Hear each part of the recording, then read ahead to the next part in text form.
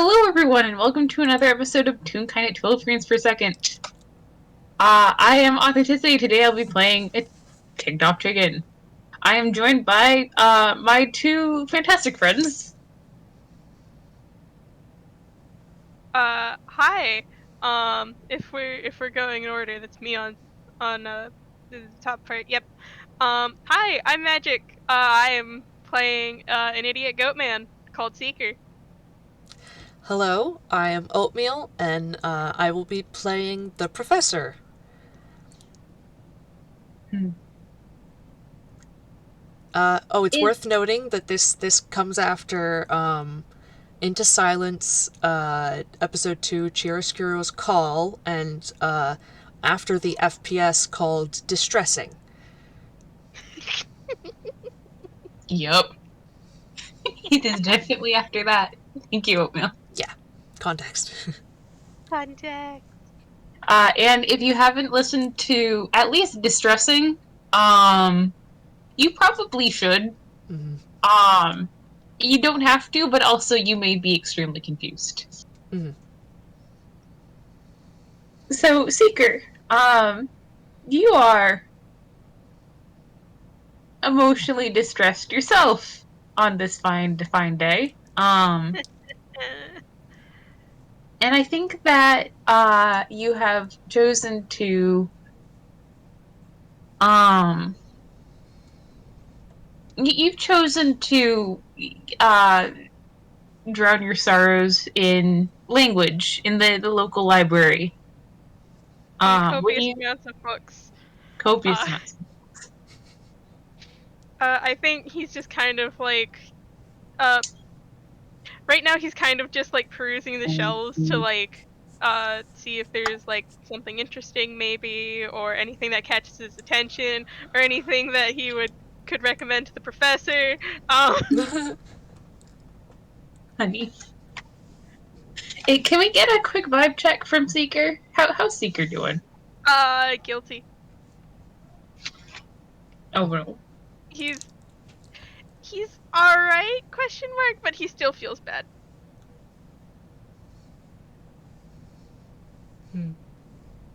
With that in mind, would you like to make a perception check? Oh boy, I'm gonna fail this, beloved. Why are you having me roll this? It's mostly to see how long it takes you to spot what we have decided you will spot. Okay.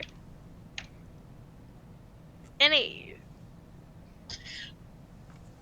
So you're at the library and you're kind of doing that thing where you have different types of books in mind for different things, but your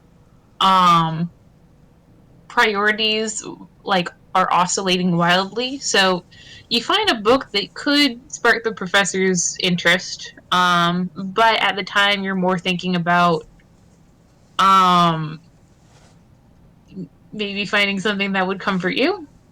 And then later you find a couple books that could be really interesting, but at that time you're more thinking about what the professor would like. And it's sort of in the middle of this that you spot a familiar book. You remembered that in one of their letters to you, TOC had remarked that they were nearly halfway through a version of, I'm going to say, Ooh, one of the really old ones. What's the one that starts with a B? There's a dragon. Beowulf? Beowulf. yes, you have spotted an edition of Weabulf.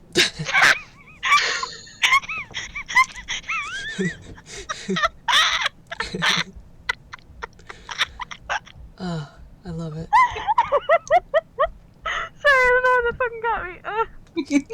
I'm fine.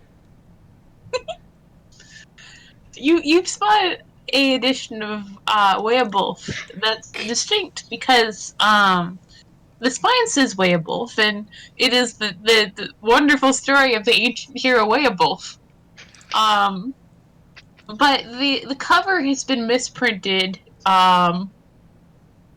as a the cover of a different book. It has the cover of beloved literary classic, The Bunglejook by Cudyard Rippling. Just gonna make the same joke over and over again. I mean, that's the joke I make for, like, every location on Darth, so that works. Okay. Okay. Um, I'm fine. I'm going to be normal about this. and it's this particularly sparks your notice because you remembered the TOC's version of Weeable's is exactly the same. In fact, um, this might very well be the same copy that they are going through 100 years into the future. Seeker looks at this book, looks left, looks right, and it's just, oh, I'm going to get in so much fucking trouble for this.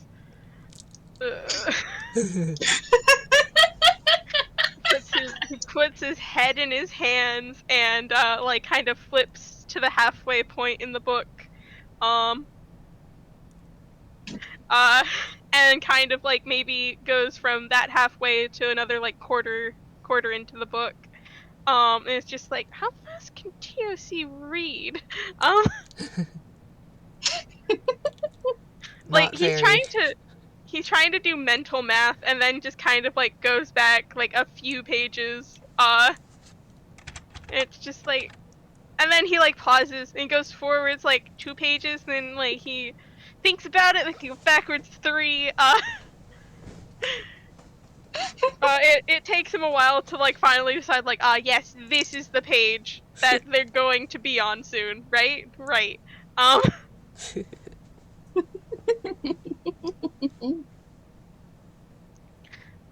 and he carefully like he again looks and takes out a pen he's probably pilfered from someone. He stole it Oh from the no. bank. Oh my gosh. What was he doing in a bank? No idea. Stealing a pen.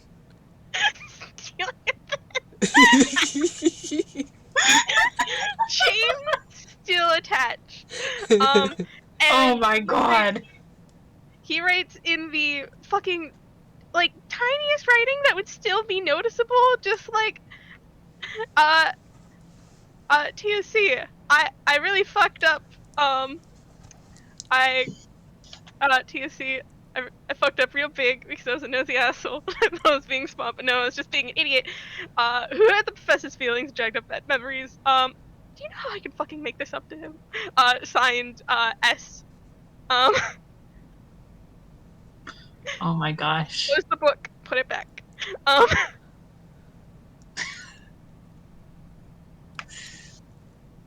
I think that there's a montage of like Seeker walks down the hallway, and then like we see time speed up, and like days and months and years pass. People check it out, don't notice the handwriting. It gets put into interlibrary loan. It gets shipped all the way to Toontown, and we see Hildegard pick it up and sort of flip through it and go, yeah. And goes and puts it on the shelf. And then finally TOC picks it up, carries it home, opens it up, and very peacefully reads most of it, and then pauses.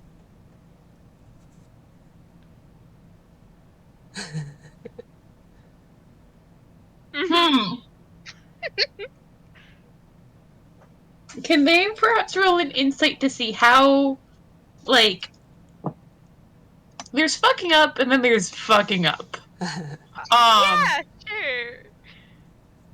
I want to see if they can discern like what how badly would Seeker have to fuck up to write them a time traveling message in a book, a library book? Okay, that's a 16 plus 7. Um, 23.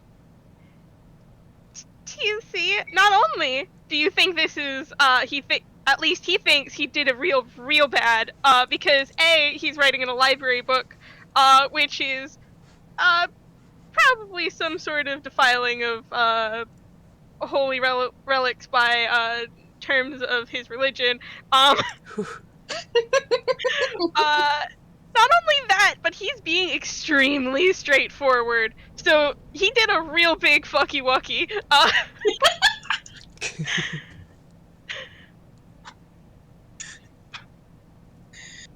Well, I think that they stop and they consider this.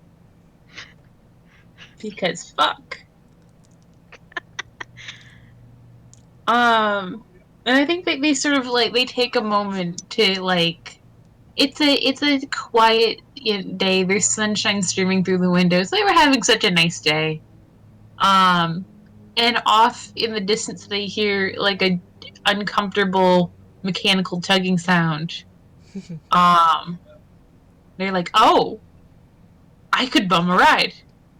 Um and they will dash in the direction of it. And it's I want to make you do some sort of roll, Oatmeal, just so that you can be a participant in this very awkward prologue. I can roll for the ellipsis if you want. Yeah, let's see how well the ellipsis is getting. How good is she getting at evading these fucking crows? Well, no modifiers, that's a 6. So not super great.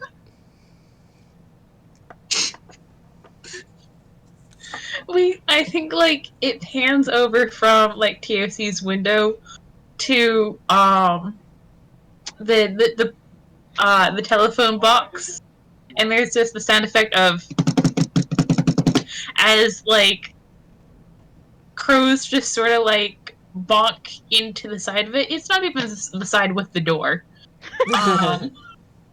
and just sort of fall to the grass lifeless. They're fine. I think TOC like runs up just as the ellipsis fades into existence, and grabs one of the crows on the ground, and like points at its tiny little beady eyes and goes, "You!" And the crow's like, "Ah!" Of all the conversations with myself, this game has made me do, I think this is my favorite. TAC just like holds the bird up at eye level and goes, "Take this to the professor," and hands over like a lavender envelope.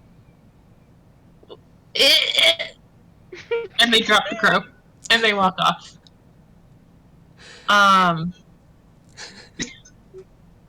What's the professor doing? I am not sure. I think he would have probably opted to not tell the others what happened. Like he would have left that up to Seeker, because Seeker was kind of the instigator. But Professor's good with just pretending that didn't happen around the others for now. Seeker is probably also doing the same exact fucking thing. Yeah, so like he's doing his best to act like nothing's wrong. But probably is spending slightly more time like by himself somewhere, or like working, or like reading in some like far corner of the library or something. Mm.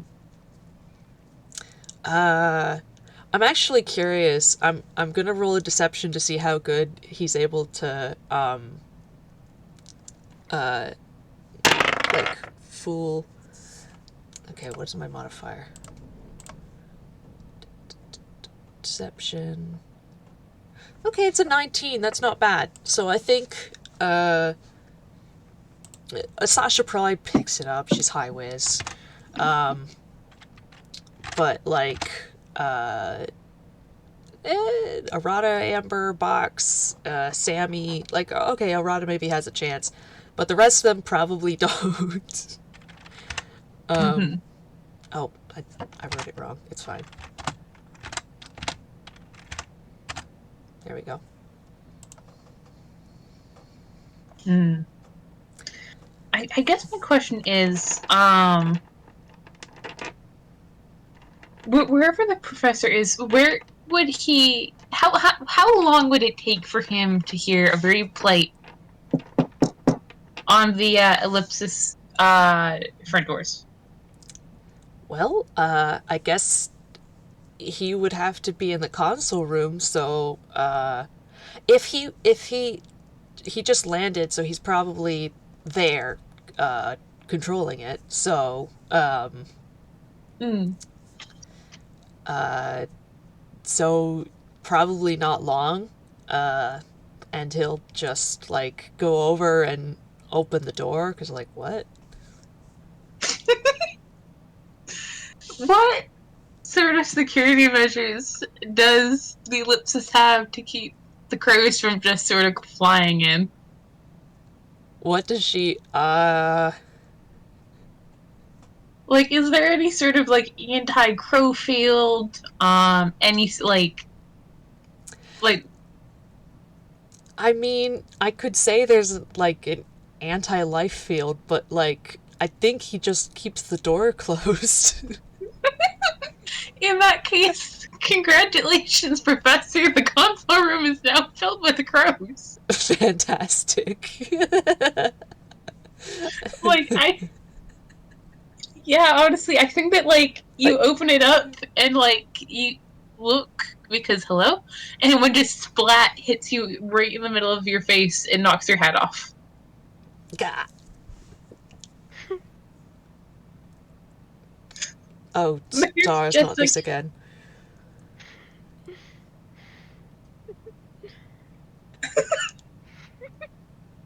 sorry, I'm getting out of the audience chat.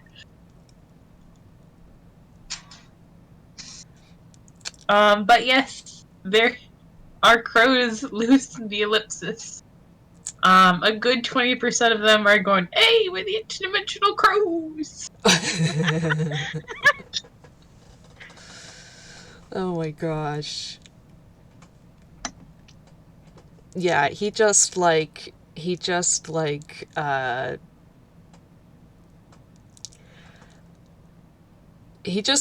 like he like scrubs his hands over his face and he's just like, I am not in the mood for this. Let me roll something to see how much damage they do this time. I'm not going to make you solve this puzzle again. Uh-huh. You eventually get the crows out of your home. Uh-huh. Oh, that's a one. Okay, so they're more just bumping into things today. Um, like there's always going to be feathers. Yeah. There just is, but like you get them out in pretty short order. They're just sort of like, hi, we're harassing you. Basically, Ah, hello, we're here to make your day worse. you've been harassed. Yeah, you've been harassed. Anyway.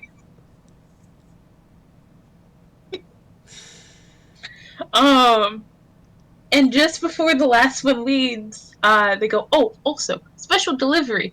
And could you please make a dex saving throw? Yes, absolutely. Okay, like, it's a good... Yeah, no, that's still bad. That's a 6. A uh very crumpled lavender envelope is flipped at you like a card, and the edge hits you in the nose and it hurts. You take no damage. Yeah. He picks it up.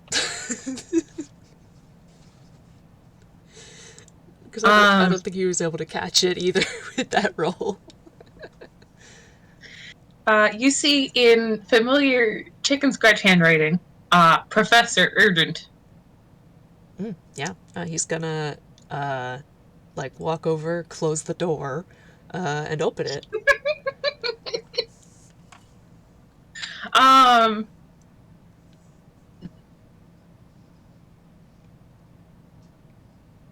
Normally TOC sends you, like, letters.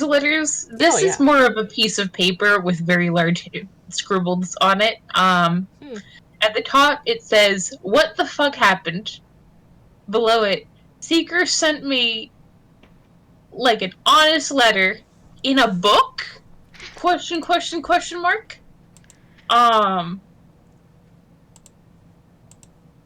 What fuck?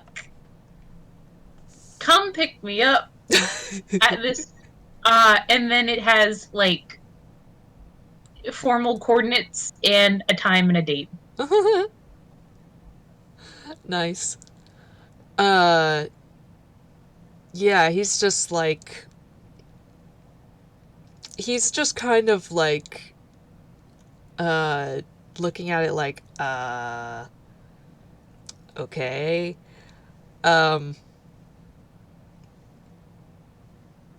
Like, fine, I guess. um,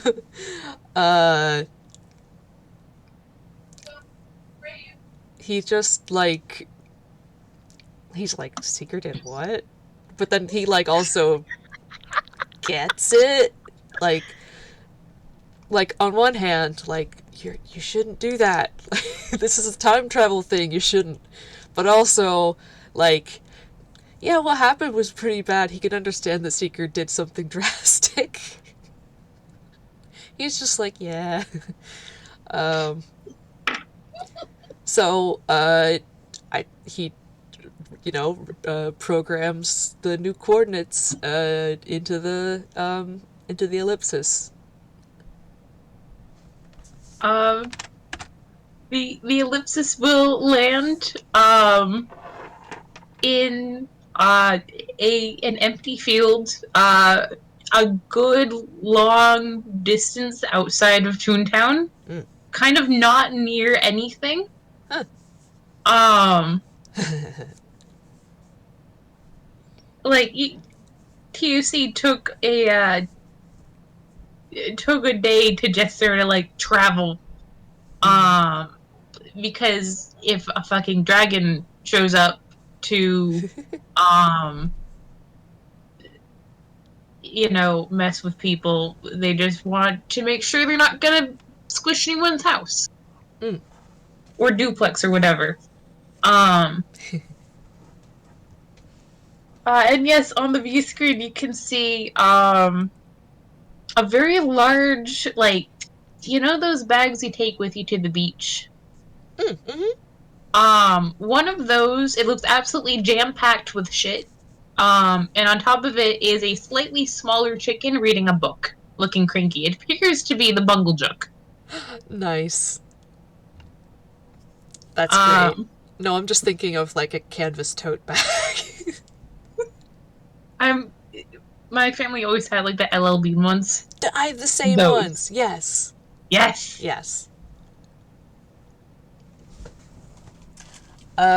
Yeah, so... They're called baby lean book bags.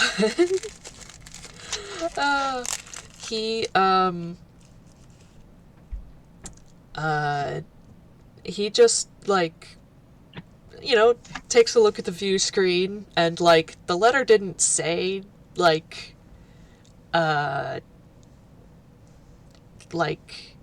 Wait, did the letter say, like, him and Seeker, or just...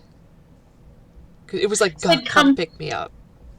Yeah, it was basically like with the expectation that they will be transported to wherever the fuck they were at the time of said fucky wucky. Ah. Sorry. Oh, He, he just, like, opens the door, and waves.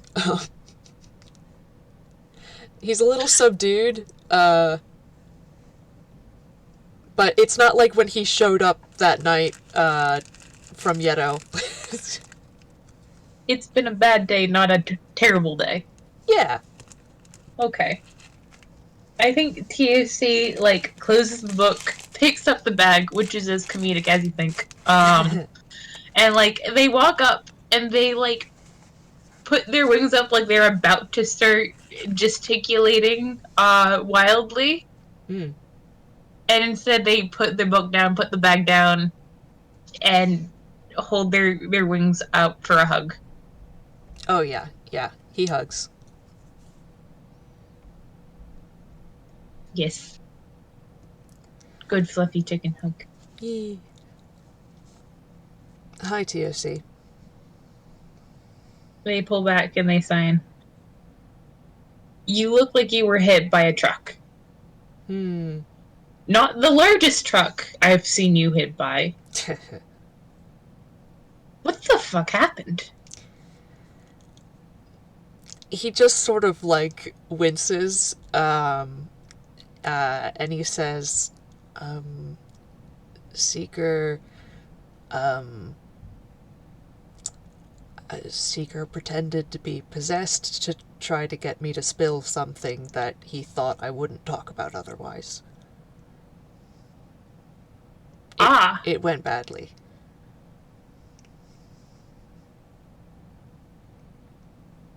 I would imagine. Hmm. It's okay. Put me down so I can get my stuff inside and we can get out of here before someone tries to kill you. Yeah, he'll do that.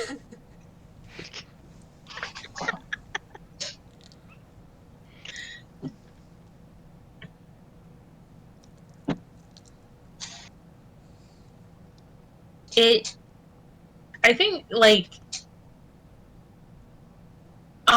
before they board, they do just sort of pause outside the ellipsis and just sort of like preen a little bit of the wood in a very awkward greeting that they've never done before.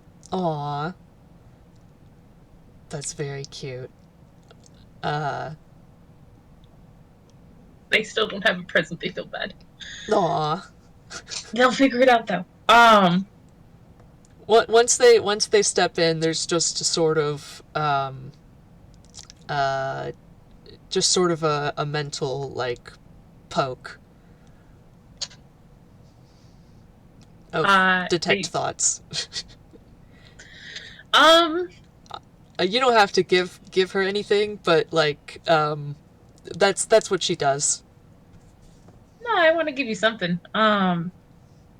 What's TOC mostly thinking about? I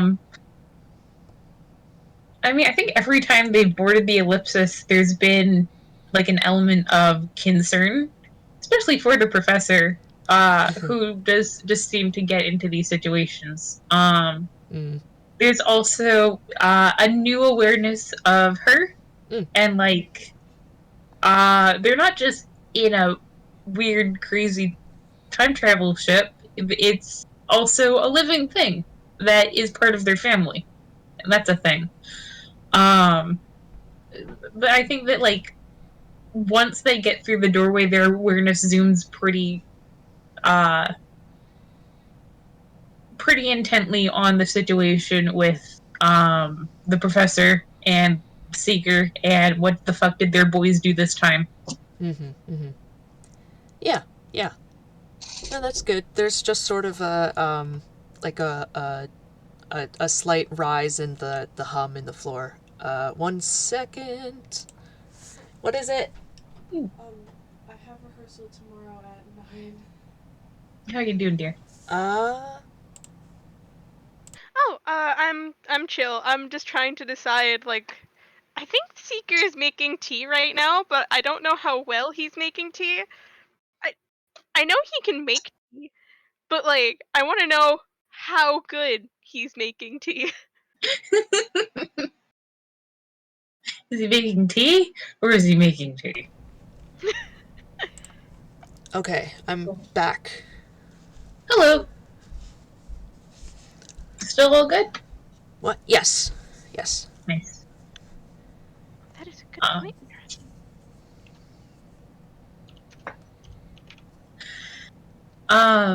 And I think that like once they're in, they'll give the professor time to like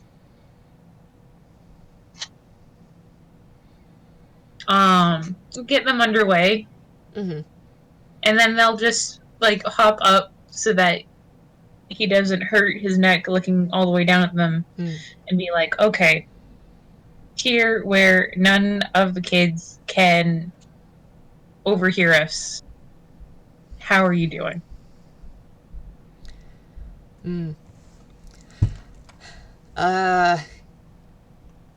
Yeah, he just sort of like glances at the closed interior doors and back at TOC. Pulls a hand through his hair.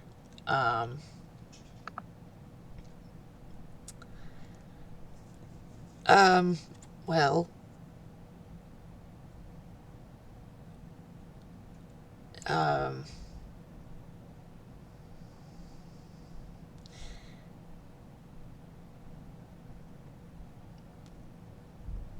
hmm.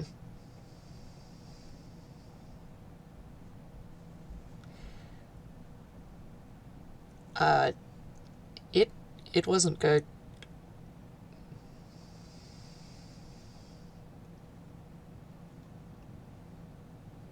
I can imagine.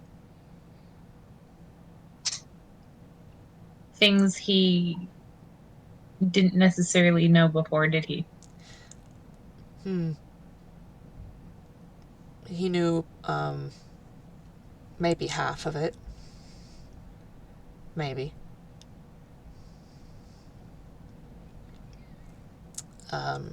It was also sort of predicated by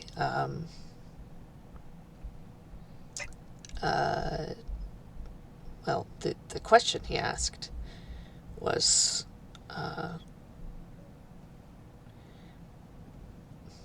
in relation to his religion, so it wasn't. It was important to him as well. And then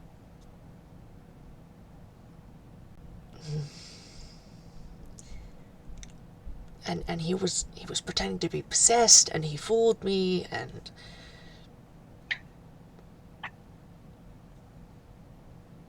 He knew that he knew I'd be careful about that. Admitted as much. I really can't imagine you ever taking chances with something like that ever again. Mm-mm. Were either of you physically hurt? No. Small mercies. God, I set I get I I set a trap on the console while we were staring down at each other. I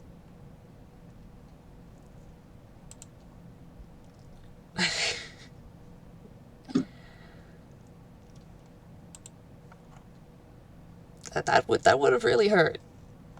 But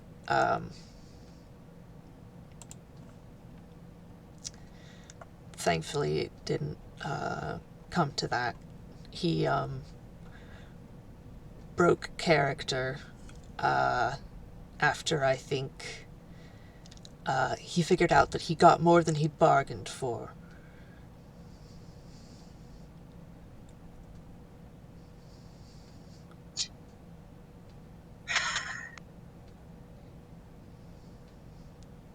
Did apologize. Good. And I forgave him.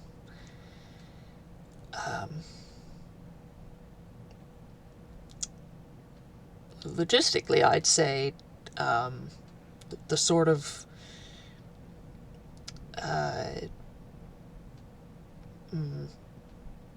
misunderstanding that sort of prompted this has been ironed out. But just still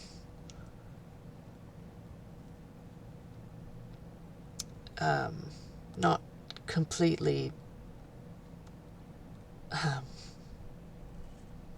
over what happened either. The hurt remains.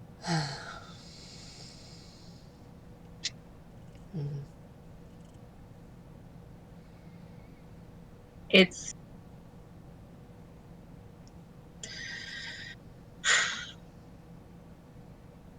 well, this will sound crass, but I did have an idea that he would learn this lesson sooner or later. Not this particularly, but lying hurts people, especially to your loved ones. And I think perhaps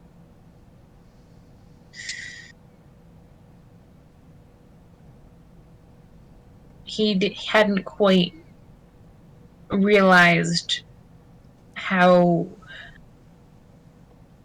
Well, I suppose it doesn't matter at this point.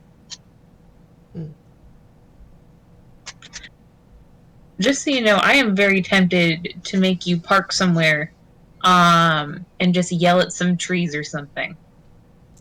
Because I know what it's like to have forgiven someone but still be upset. I don't know. I did plenty of yelling. Did I? He sort of thinks, okay, maybe I wasn't yelling exactly. The point is, I don't think that's not the right solution. I appreciate it, though. Fair. That's why I asked.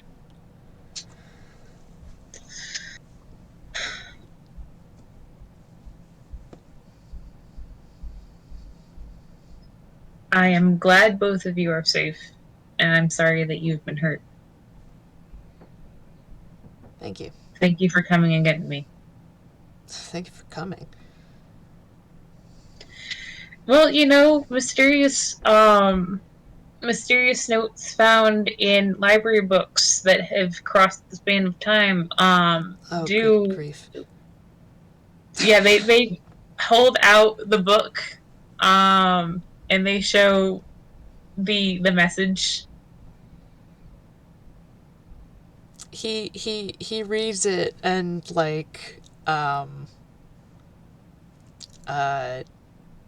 he does kind of smile a little bit because all right, that is kind of sweet in a weird way, but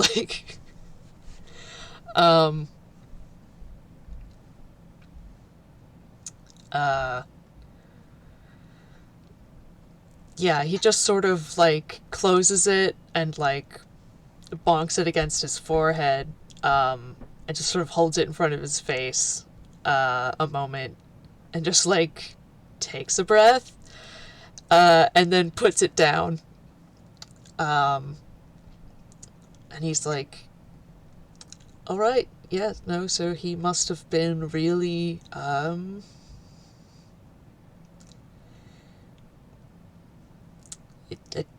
I mean, he's pretty upset too, seems like. He loves you. Hmm.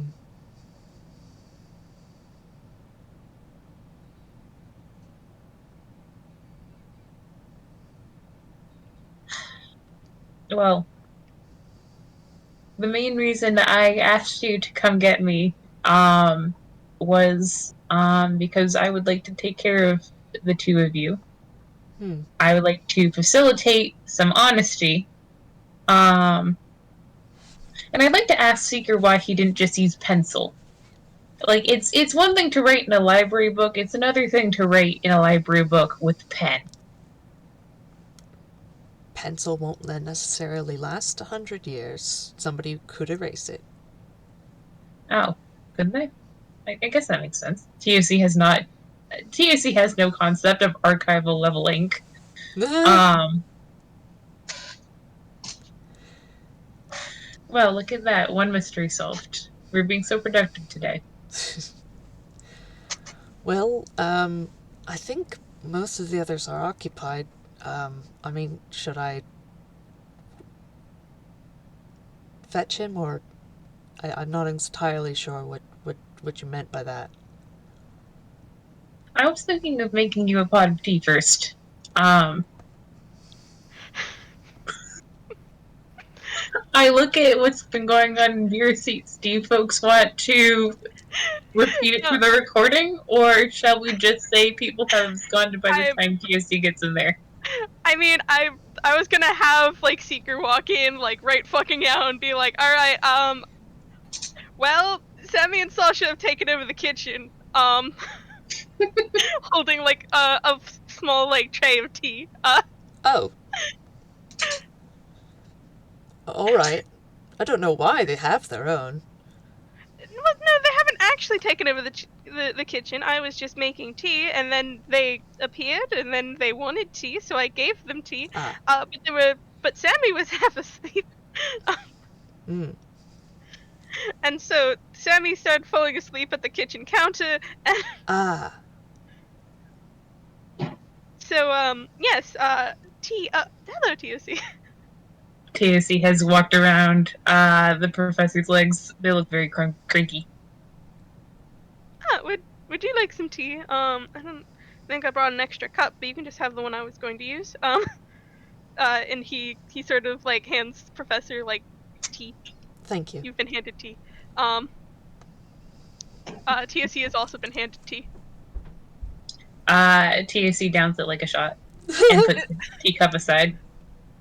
They will take fire damage if you want. No, Seeker was just gonna be like, do you want more? Or... They set their teacup down. They come stand directly in front of Seeker. They stare him down. Professor They just sort appear. of holds up the book and like wiggles it.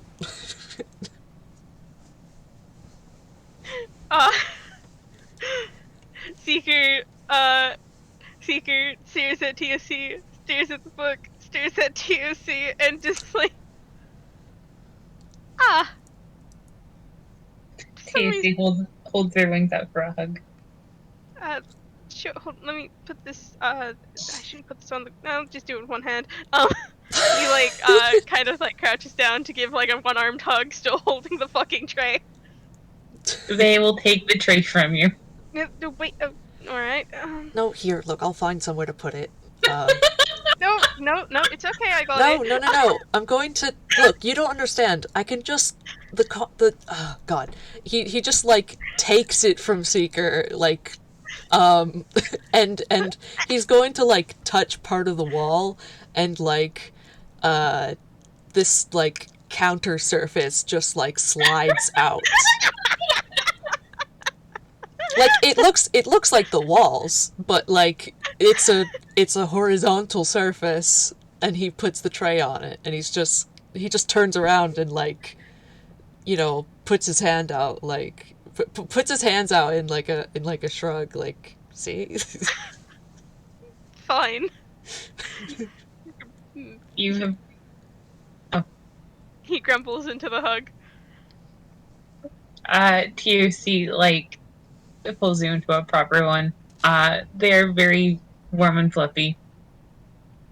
TUC, there's a small whisper of, I for some reason thought you'd be more discreet about this. They pull back and give the back of his head a very gentle swat, like, ow! That didn't hurt. Oh no, look, I'm fatally wounded. He goes to, like, flop back against the floor and play dead. TFC steps over him and grabs their teacup. Professor's leaning against the wall, watching. Oh, a blow to the back of the head. I shall never recover from an injury from that. He's just, like, kind of plainly monologuing. TFC signs that the professor sounds like brain damage. Hi! TBI for sure. Seeker flicks them on the head.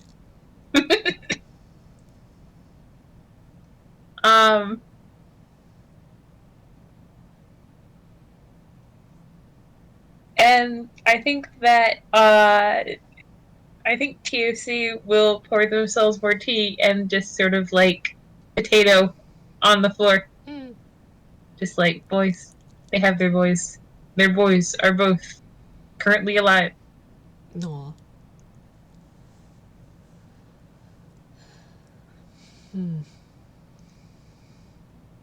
Seeker is just standing here because this is, again, not his expected outcome from sending that note. He thought maybe he'd get, like, advice, a letter back. I think TFC will. Their first question is, Seeker, how was I supposed to answer? I don't know. I don't know. No, what was the plan? Professor is, like, giggling into his teacup. I write in the same book and wait for the heat death of the universe. And then the atoms of the book reconstruct themselves as the book and come back around again. No, I don't know, I expected a letter back when we went to proper time, not... We haven't even gone to the festival yet. Kind of, like, rubbing his face.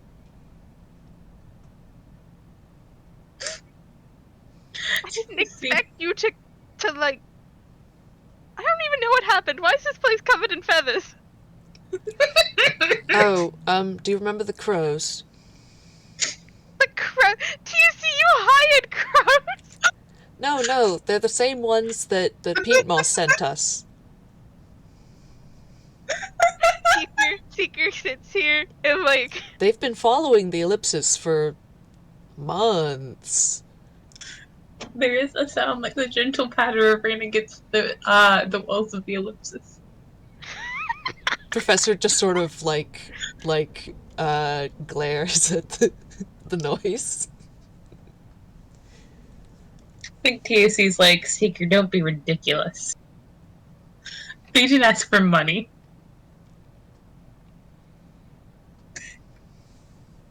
I think Seeker's just like, fair enough.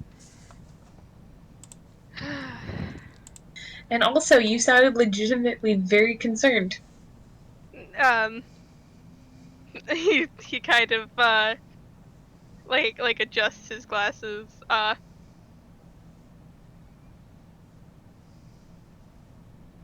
Honesty is hard. He's like doing that thing where, like, you know that, like, he wants to speak, but also he doesn't know what to fucking say. And you were worried about the professor, who is undoubtedly one of my dearest friends. Of course I'm going to come in person. Take a sip of tea. You're just, like, cranky. Caring and cranky.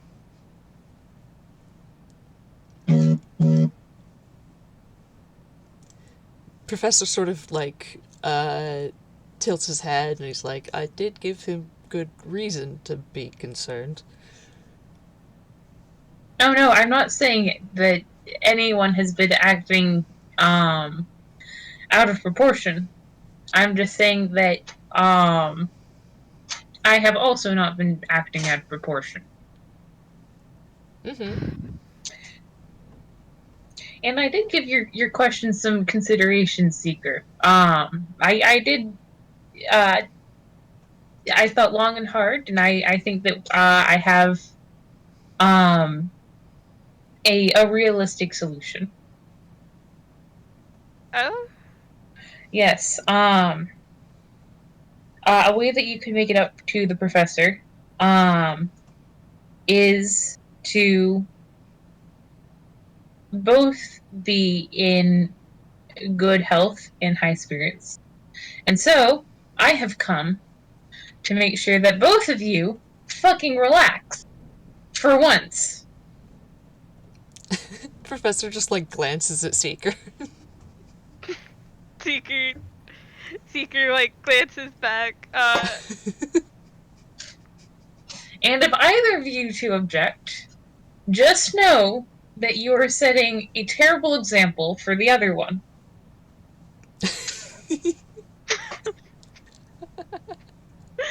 Seeker 10% more conflicted.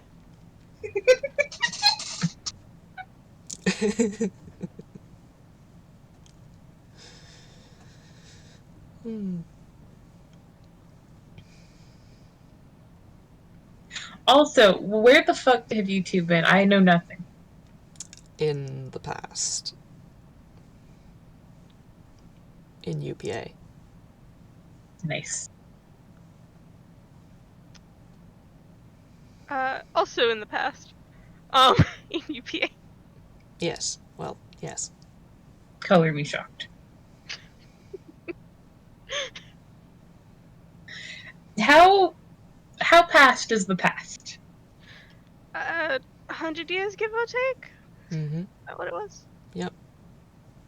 That's not inconsiderable. Mm. This is an old book. They hold out the bungle joke that is actually weighable. Oh, yes. Well, technically, the Bungalow came out after Beowulf, but I guess the printings got mixed up, and it is very interesting. And I knew it as soon as I saw it, so.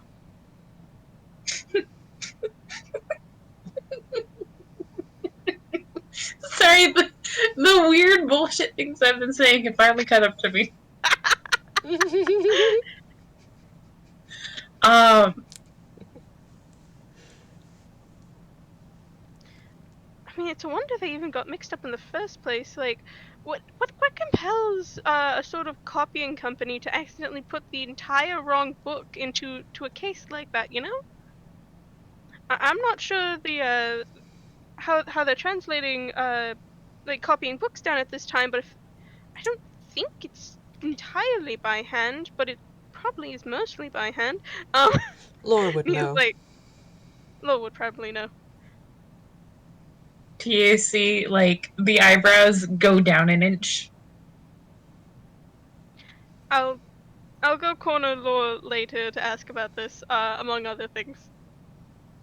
I will also be cornering Lore. The professor just like glances away and sips his tea. Anyways, my next question is this: how long does it take to travel in time? And how does that work? Because time is passing in here, but also we're passing through time.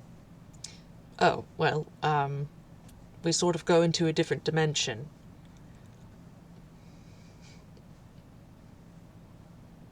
Right. Um, TOC sips their tea.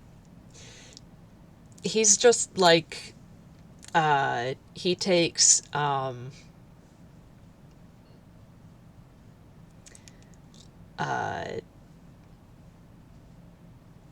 he takes, wait, am I thinking of the... He just like, he like, starts rummaging around in his pocket, and he's like, alright, do you want the analogy with the ant and the piece of paper, or the one with the straw?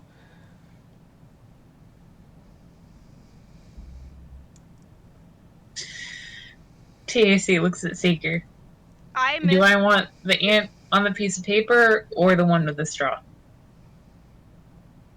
I missed that entire thing. What happened? Oh, Professor just starts rummaging around in his pocket after TOC asks, like, how does the time travel work? Like, your time is passing and you're going to a different time? And Professor was like, do you want the one with a piece of paper and the ant, or the one with the straw? TNC was mostly asking what was taking so long getting back to 100 years ago UPA.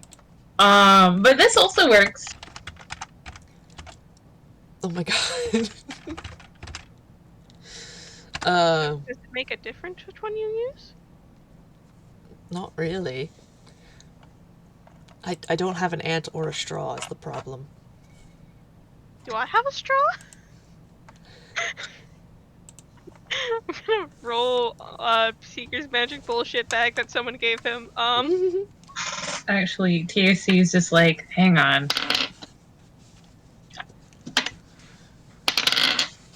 I have both an ant and a straw. They pull it out of their hammer space. Oh my god!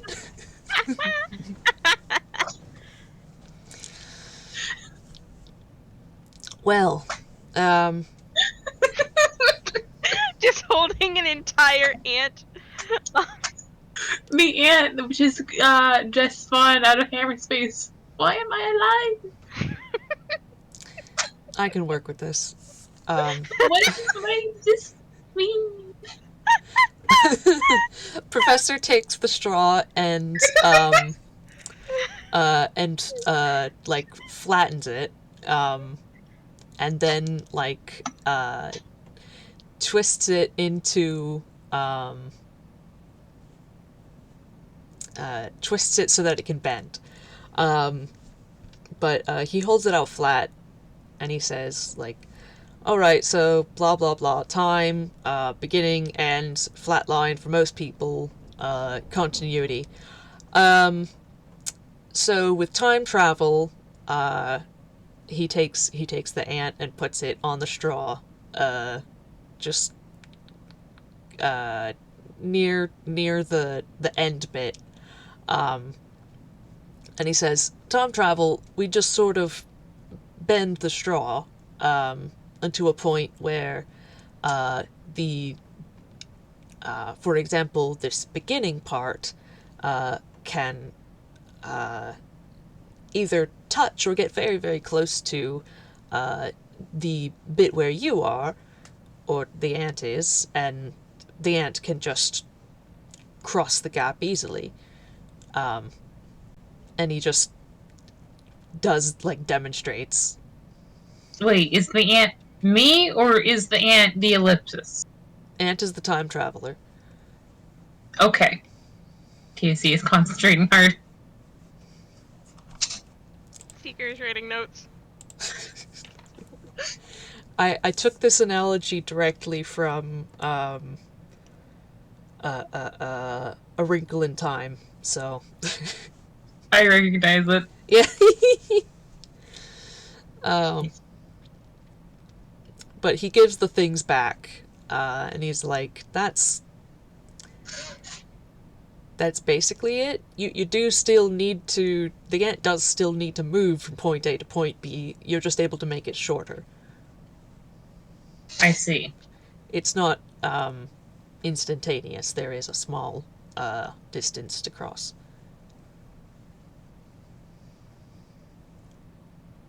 Okay. So my next question is, how long does crossing 100 years take? They by the way have taken back the ant, Mm-hmm. which is like, are you my progenitor or my god?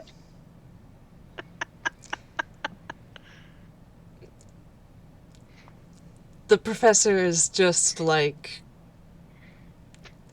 he like looks at it and he's like decides like, not my problem.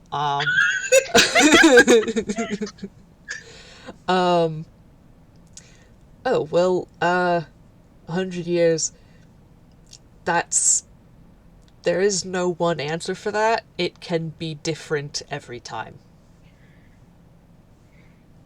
It might take 3 minutes, it might take a day. Depending at the speed with which the ant is moving? Um, that can be one factor. It can also be just sort of how choppy the waves of metaphorical time are between those 2 points. Whether there are any obstacles.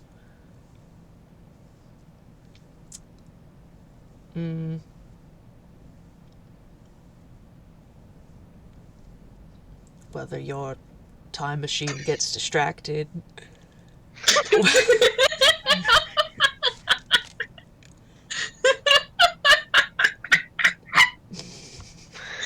don't know why that got me.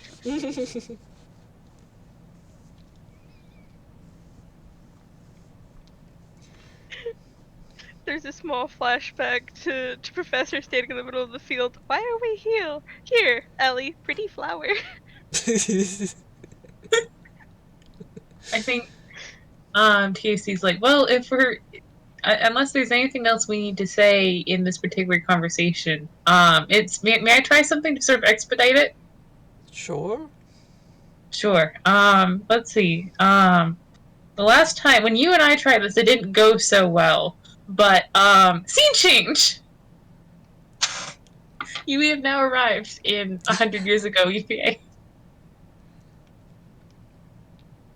The professor just sort of folds his hands in front of his face.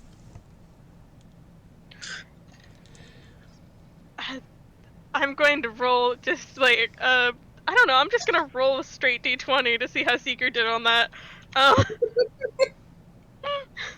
does TSC do this sort of scene change? I think that it's worse if like they're standing outside the ellipsis. I thought they were inside it.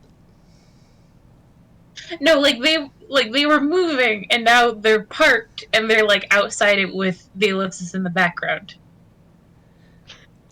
Like in the new scene, they're outside the ellipsis. Got it. Yeah, I think like TOC, it just sort of like, well, let me figure this out. One moment. And then you're standing on the side of the street or wherever.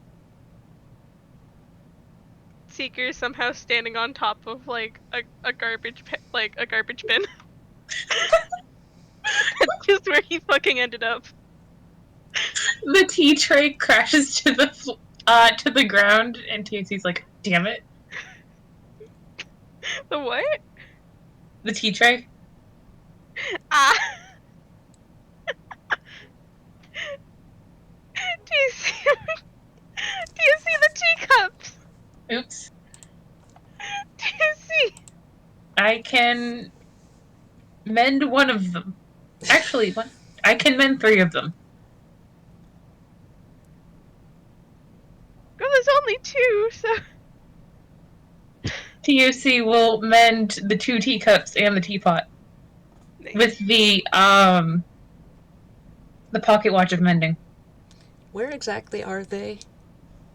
I imagine they're just standing in like Chiaroscuro now. Okay. Yeah, honestly, it's up to you, Oatmeal. You're the one who was driving. But I thought you did a scene change. I mean, it was mostly TOC being like, how do I get the bat signal to spin? And expediting the actions that had already been put in place. Okay.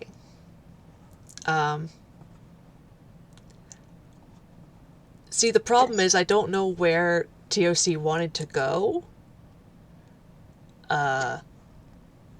Did they want to go back to where Professor and Seeker were, or did they want to go somewhere else? I mean,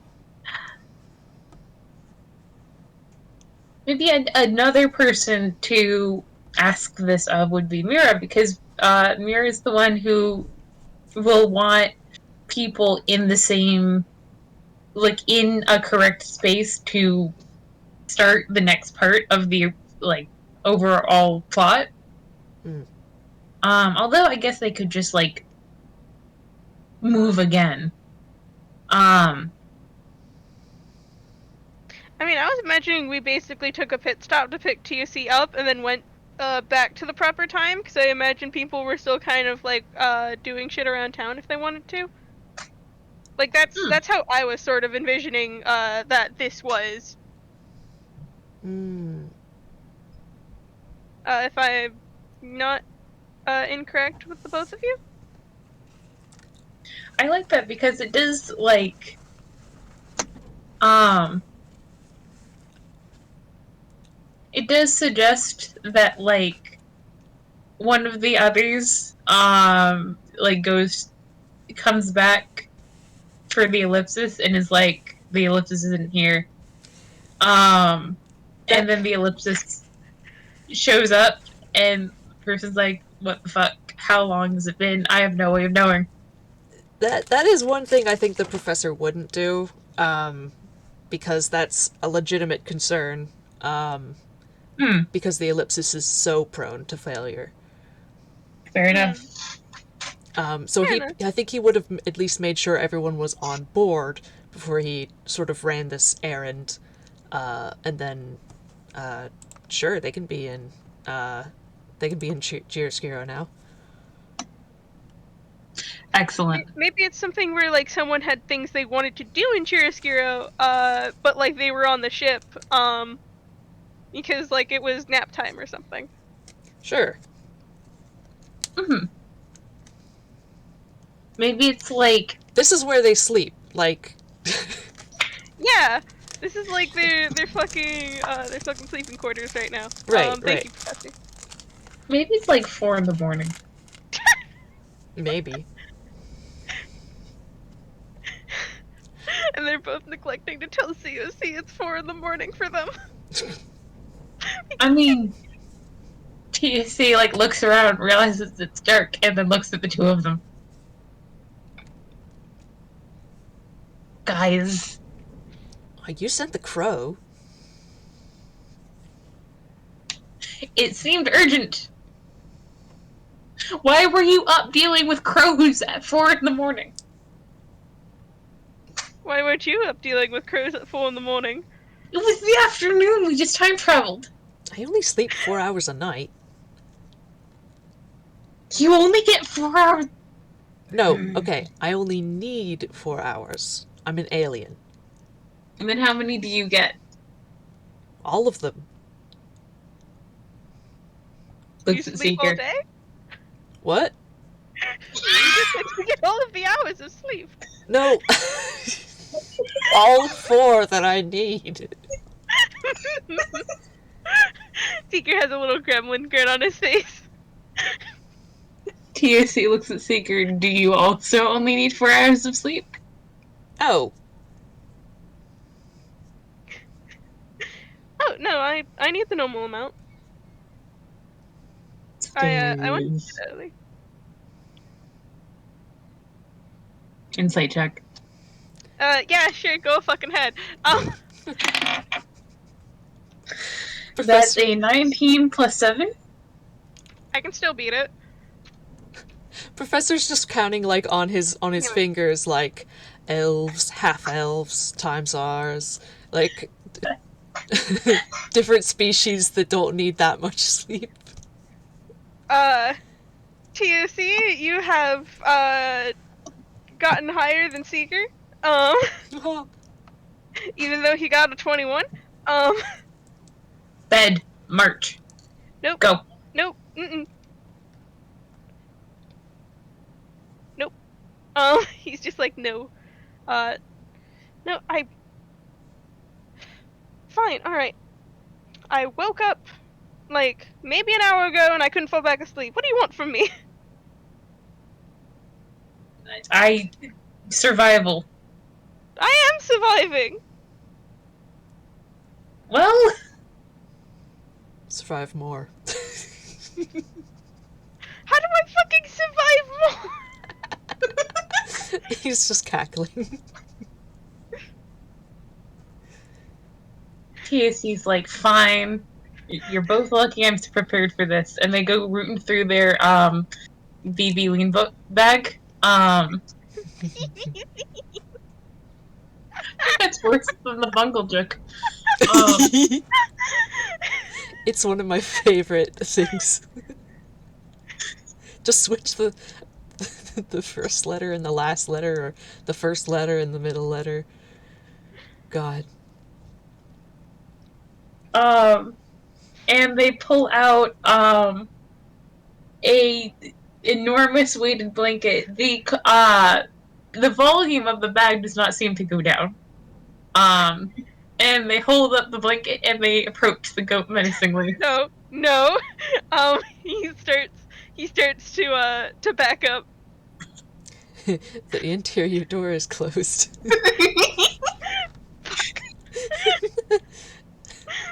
You're in a 30 by 30 room. Like, you can run, but you can't hide from this chicken. Question. I'm trying to remember the interior of the ellipsis right now. Is there anywhere like high up? Like that he could fucking jump to? No, the ceiling is maybe 9 feet, like normally. Damn Does it have those hexagonal sort of like shelf things? On the walls, yes. Yeah, he'd have to maybe roll something to balance. But I think it's that or like cling to the big pillar thing. Like if you want to Spider-Man it, like you could get up to the top like edge of the wall. I mean, I think currently they're just fucking circling around the console. Professor's pouring himself another cup of tea.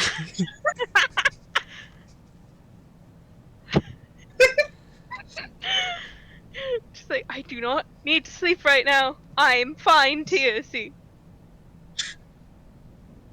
I've gotten like a solid 5 hours. Alright? TSC advances faster. No. Professor gets a very mischievous grin on his face. Oh no.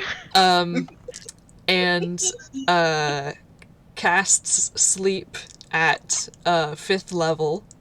Oh no. Oh no. Oh fuck. So let me see. That's God, how many d8s is that? Fucking lot. I know it's a lot. Hang on. 2 for every level over. Where is it? 2nd level or higher. Okay, so if that's 5, then I add. Does TFC have to roll something? I don't think so. You're a barbarian. It's by hit points. It's by hit points, and I probably have the lowest hit points in this group. Up. All right, here's 13 d8. Oh, that could get TFC. Let's see. Nope. Thing where it like subtracts from the total. Like 45. You rolled a 45? I rolled 45. I have 46. Oh my god. Alright, you know what? Fucking rule of funny. I'll have Seeker pass out because I think it's fucking hilarious for him to be like, no, don't. He falls to the ground. I think like TSD goes from like advancing menacingly to oh fuck, I gotta catch the boy. Alright, this only lasts a minute. I don't know. Library's comfy. It's got a fireplace. Excellent. One moment, and they will. Could they roll a grapple check? To basically like turn this goat into a fluffy like weighted blanket burrito. Sure. I can't. What the fuck am I supposed to against that. I don't think that would be a grapple. I think that would just be like dex or strength. Fuck, roll like You're rolling a person into a blanket. Fair. I think the only obstacle is that you are chicken. They are chicken. roll It a could dex be. to I see mean, how, he's how, like, go. It could be animal handling. No, No. roll a dex to see how Fair. fucking stuck. A dex or a strength? I'm going with a dex because this is how well you're folding it, rather than how like tightly you're folding it around him. Fair enough. All right. That is a 13 plus 2. 15. Yeah, I would say you pretty successfully burrito him while he's fucking conked. Excellent. He's probably not getting out of this one for a while. They will follow the professor into the library. Just dragging Seeker. No, they do better than to drag their boy. They hoist him over their little chicken head, like an ant carrying a crumb of a hamburger. Nice. God. Seeker is asleep for that full fucking minute, but like he's just fucking passed out. Yep. I think he probably probably wakes up on the pretty comfortable couch in the library, not far from the cozy fireplace. And I think Professor's on the other side of the couch, just kind of looking amused. TUC is on your chest. Seeker like blinks awake and he kind of shuffles a little bit more, and like he looks down at the blanket and he's just like, really, for fuck's sake.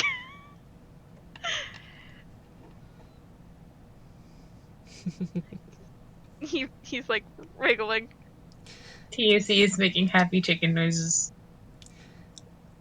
I think Little coos. I think turnabout is fair play, Seeker. He crumbles. And like he like kind of like buries his head like further into the fucking burrito. I think you're a bitch. Well, I brought picture books, and they will like they tug over the bag and they like pass them to the professor. Like it's literally just like storybooks you tell small children to make them pass out. Mm-hmm. Why do you have those? Why do you think I have so many children? You do adopt a lot of children, that is fair. Sometimes y'all get fucking fussy. Squints.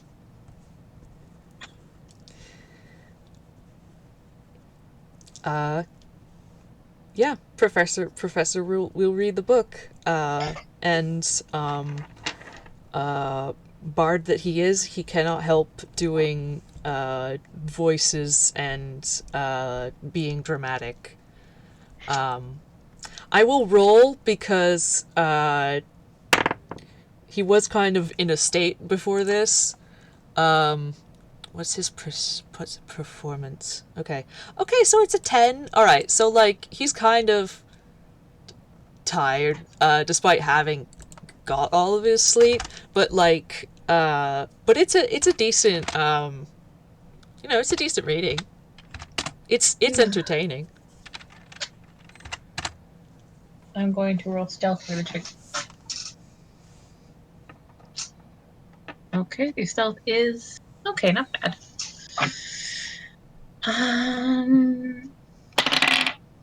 Nat 20. Whoa. I'll take a picture of it. So does the professor have a could the professor beat a 22 in perception?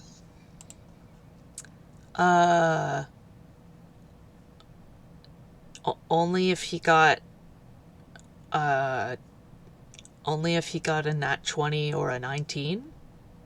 Well, no, you can't beat a nat. You can't beat a nat 20 without Fair. getting a nat 20. Fair enough. I mean, if you want me to roll, I'll roll, but I'm not gonna get a nat 20. Yeah, no, that's a 10. That's a total of 15. That's nothing. Fair. So, TOC has I think for comedic purposes, Seeker sees this. The professor doesn't. TOC will sort of slide off of Seeker, go around the back of the sofa, and they will stealthily start just sort of like wrapping blankets over the professor's shoulders. Kind of like when you're making pastry and you like kind of layer the dough. Like, but they're doing it subtly so that this isn't something that he notices in his focus on the book. right, like he glances up and they're just like sitting still, like, hi. And he goes back to reading. They're in a different position each time, but he doesn't seem to catch on. I mean, chickens do move. Yeah, right. Surely that's it. It's just, the ambient movements of a chicken. Seeker just sits there and stares. Behind the professor's back, they just slide, go to fuck to sleep. Seeker carefully does not react. Because, like, Professor's close enough, he'll probably hear, like, a whisper, to cast message, and, like, he doesn't want to fucking chance that, because he thinks it's really funny, and also karma, and also how the fuck did this happen? There is one blanket that's very carefully draped over the professor's head. Like, not, like, obstructing the entire room, but kind of like a hood. Mm-hmm. He's probably taken his hat off. So that's more possible. And then they will go, I can roll another stealth whenever the fuck you want me to, but, they will, like, get out some soothing incense. They'll, like, put a plate of cookies next to him, and also Seeker gets a few. Seeker does not have fucking control of his hands. He's fucking burrito. They just shove him in his mouth like coin slot. Shh.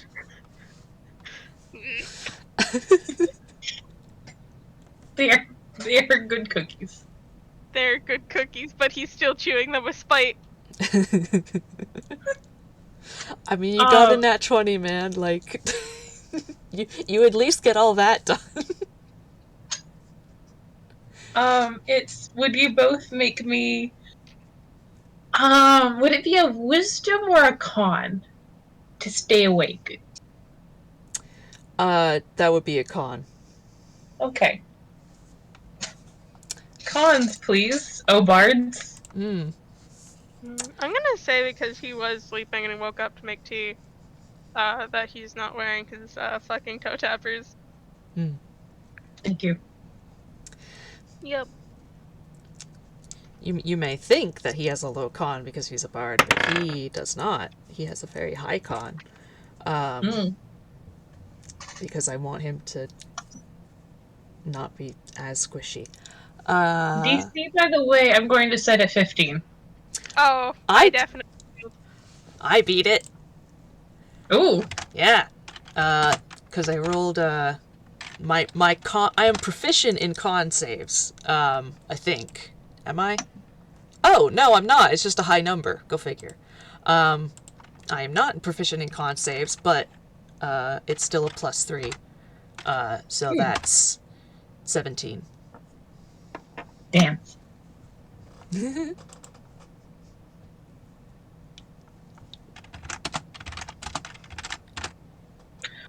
So by the end of the book, it's because you just barely beat it. I'm going to say that you at least feel sleepy. Sure. But Seeker's out. He's lost the fucking battle of wills, and he's kind of just like, he's fucking out. I don't know what to tell you. Well, con or not, like, there's not a whole lot else to do in this situation besides maybe talk to TOC. So he just sort of like glances at them, like as he's putting the book down. TOC's sitting atop a sleeping goat and looking extremely pleased with themselves.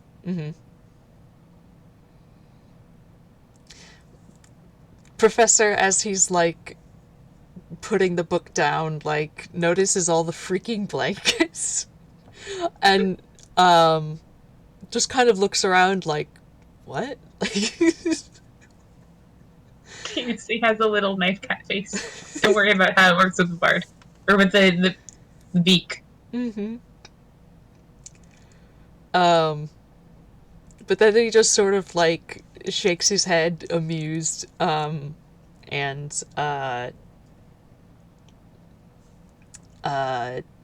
he'll pull the blankets onto him more and just kind of like snuggle down into them and put his hat over his face.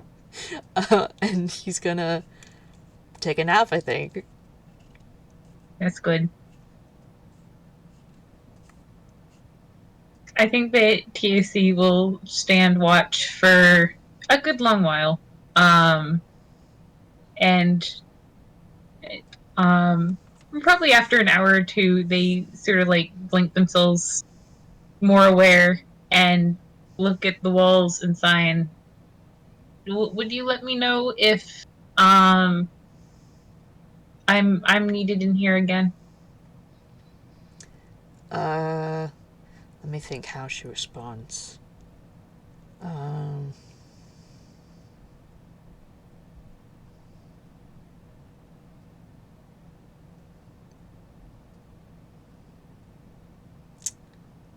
A book falls off the bookcase. They go over and look at the page that it landed at. It's just the word yes.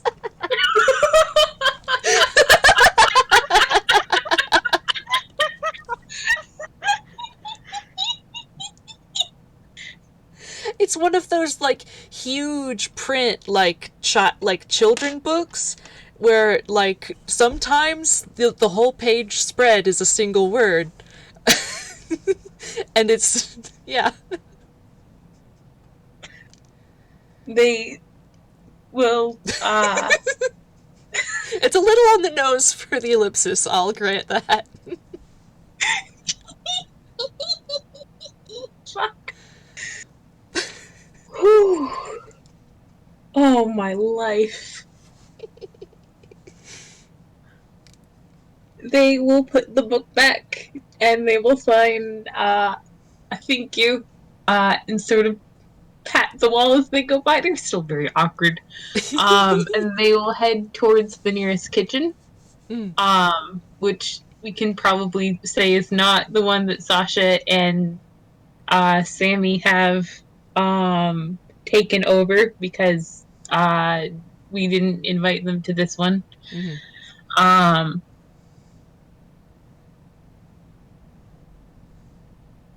And they will just sort of like poke around until they find all of the things that they need to make some pancakes. And they're just gonna make breakfast. A lot of breakfast. Oh. Many, many, many breakfast. Oh my god. Do they know how the professor and Seeker in particular like their pancakes? Hmm. Could roll history for it if you think that that's something that they would know. Um. Hmm.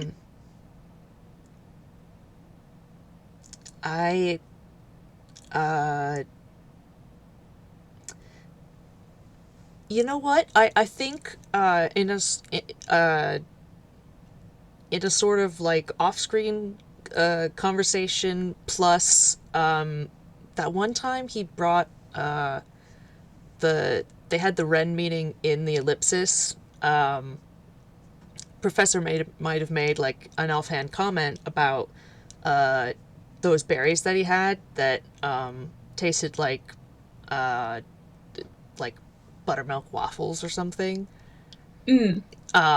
He might have made like an offhand comment about like, he likes that. So something Mm. like something pretty simple. But yes, that is probably something you could figure out for the professor. Mm. There is also a like well used, like probably only a fourth of it is left, like bottle of like very processed barely maple syrup. TOC looks at it in utter disgust. this this this this condiment is not safe for Seeker. TUC goes out through 100 years ago to Chiaroscuro to try to find some fucking maple syrup. At 5 I, a.m. in the morning. You know I what? like The to think that farmers are it's like probably up.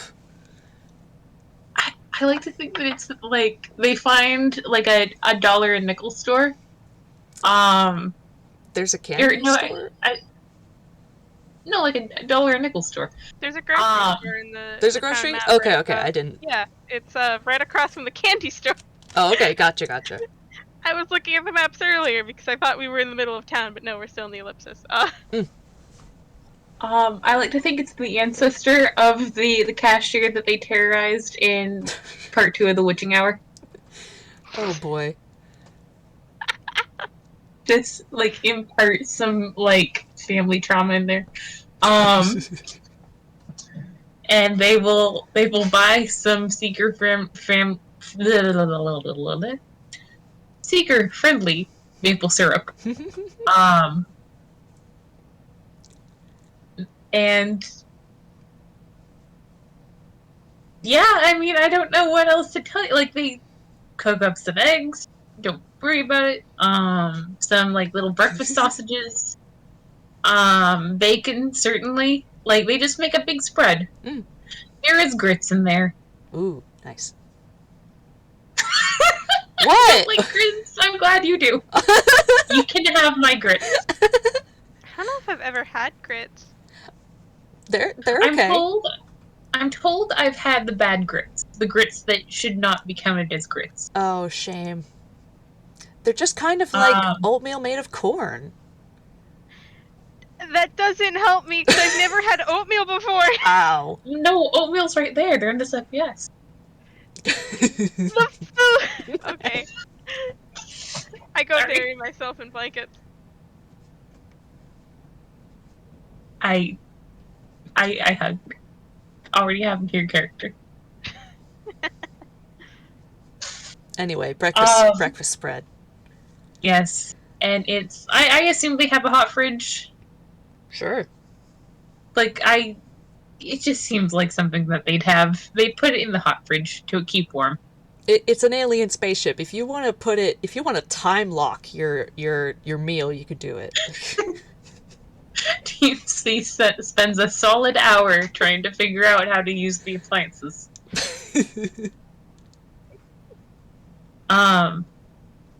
And yeah, when that's done, I think they would clean, except I really don't think they're capable nor do I think they will be allowed to. So they'll give up on that, but they'll just, like, do whatever they can to be, like,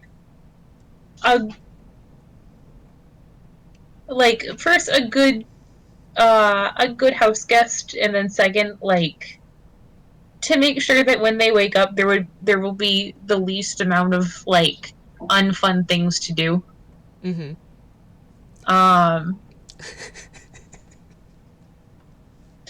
then I think, No, as they leave the kitchen, like, they just pass, like, a Roomba, like,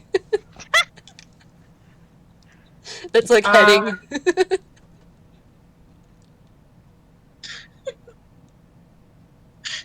TUC has an intrusive thought.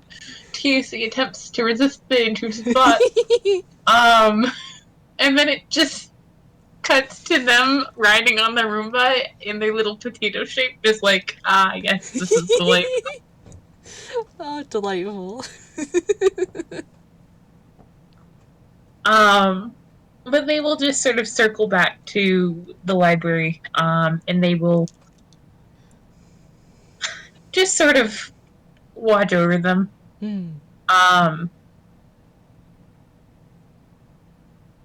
And I think it's not really until that point that they let themselves sort of, like, deflate and look as tired as they feel. Because holy shit.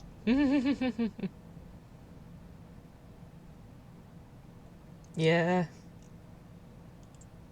Yeah, Everyone having emotions about TOC. No. this is actually not the direction that I expected this to take. Me But neither. sure, this fucking work. Right? Yeah. Um, There have been a lot of antics.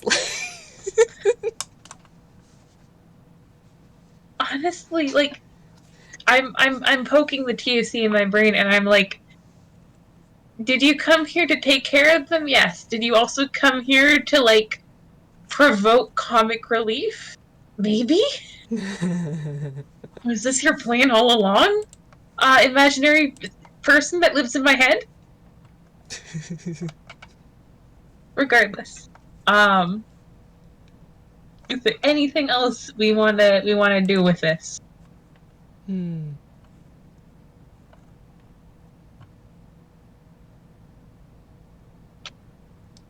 I don't know. I mean, there's a lot for them to talk about. Right. Yeah. But I don't know if you guys want to cover this tonight, or if we want to be like, and then they had a fucking relaxing moment for once in their poor lives. Half the trouble with Seeker is getting him to talk in the first place, so... I don't know. Professor would probably, like, try something like offering a thing like, all right, I'll tell you stuff, but you have to tell us stuff. Like, you know, question for question. Oh, God. Oh, Seeker hates this so much because it would fucking work! Nah. I mean, TOC cannot leave. They're 100 years in the past. Is that for, like, a conversation for when they, like, go actually have breakfast?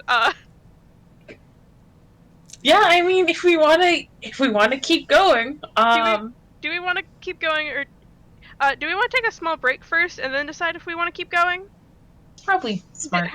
It has been like an hour and 40 minutes. We can take like a 10-minute break, pause the recordings, take a 10-minute break, and then go see if we want to keep going or if we want to pause for the night. Yeah, that sounds good. All right. Okay. Yep. All right. We'll take a short break then. Gonna pause button. And we're back.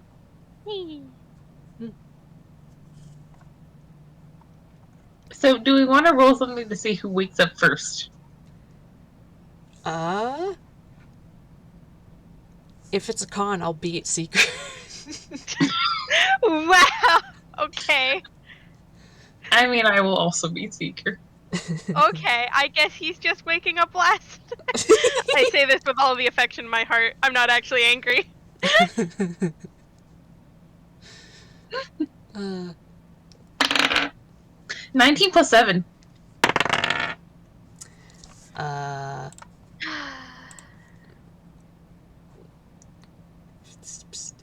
18 total. Alright. I'll roll 10. Seeker, our beautiful boy. Our beautiful boy. 10. Nice. Well, I think TUC's already up and about then by the time you wake Professor, but Seeker is still snoozing. His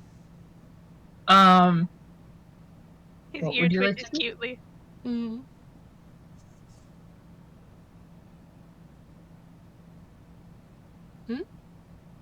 Hello? What would you like to do? Oh, I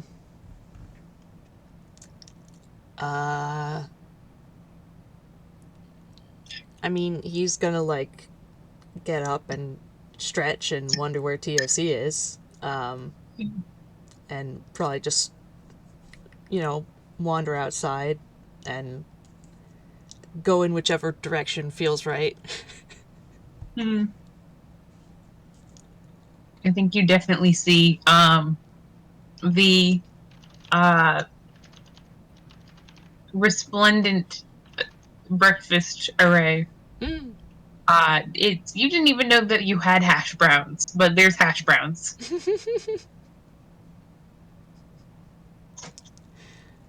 He just sort of, like, looks around. TOC? There's a muffled thump from one of the cabinets. How did you... Hang on. He goes to open it. They tumble out along with some pans. One is on their head. Oh dear. Why is your waffle iron all the way in the back? And why is all the way in the back such a far distance? I have a lot of stuff. I think I passed a lamppost.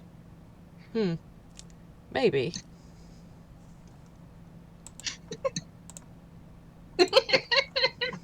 Thank you, Mary, for getting that reference. Oh, I got it. Yes. I also got it.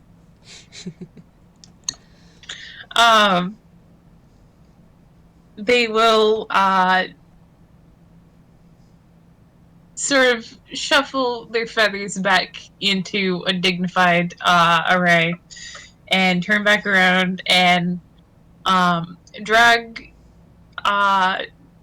I'm going to go ahead and give the professor one of those really old, clunky, old-fashioned waffle irons. Perfect. Those are my favorite. Yes. It weighs more than they do, and they are just like, drag, drag, drag. They don't know how they're going to get it on the counter. They will not ask for help. He's going to pick it up with them still attached. They give you a cranky look and just go and sit down. He puts it on the counter. I got you real maple syrup. What?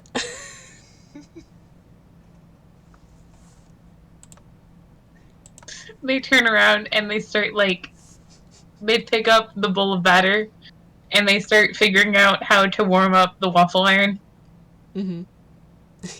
Yeah, he's just going to go sit down and just sort of like watch. I'm going to roll to see if Seeker can get out of this fucking blanket burrito.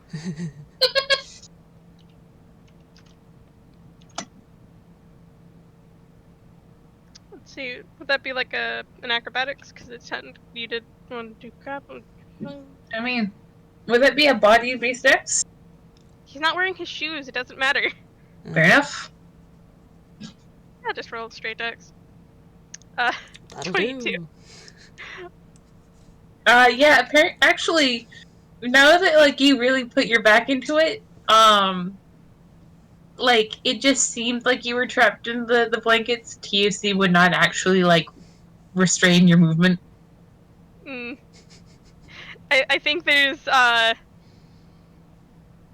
Professor can hear a small like little like thump in the distance, and then the slow clicking of hooves. He fell off the couch. No. He gracefully fell off the couch. I'm sorry. Fell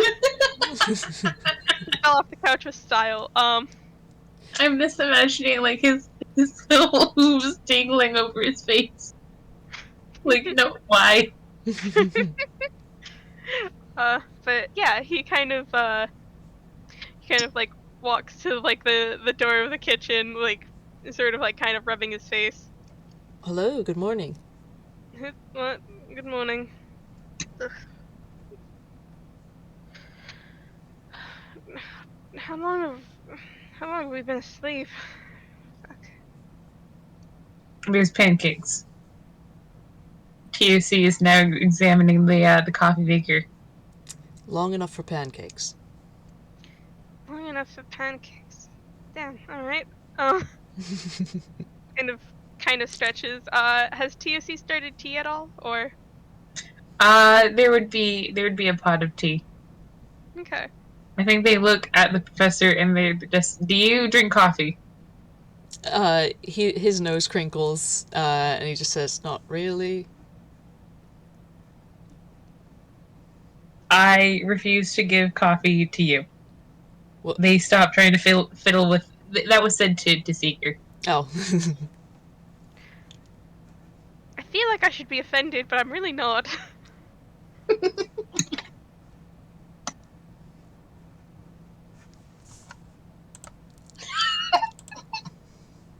And like Seeker is like rummaging through the cupboards to go find wherever he last saw the tea sets, like the teacups. Their teacups out. I don't think he saw them. TUC squawks at him. Use the teacups. Hi, yes. Teacups. Okay, fine. Jeez, all right. And he's just like, Professor, tea? Yes, please. All right. He kind of like, He's right there. What? he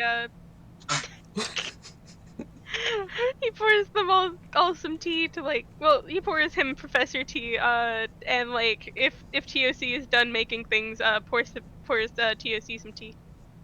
TUC has taken out the first waffle in utter dejection.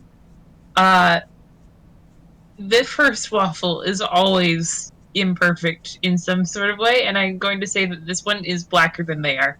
He pours them out a cup of tea anyway and sets it beside the waffle maker. Eventually, they will bring over a large stack of pancakes. There's just a lot of food. There is so much food. And they're just like, now, fold their little wings together. We are going to talk about things. Ah, I knew there was a catch. Yes, talking, my favorite activity. What are we talking about, Boop? We're talking about feelings. Ah, my least favorite activity.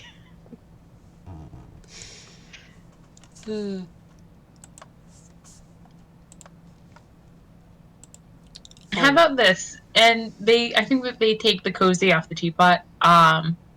This is the talking cozy. Whoever has the talking cozy gets to talk. If no one is talking, I throw the cozy at whoever I think should talk.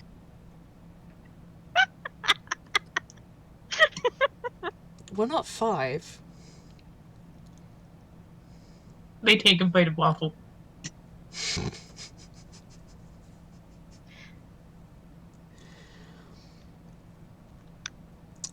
Okay.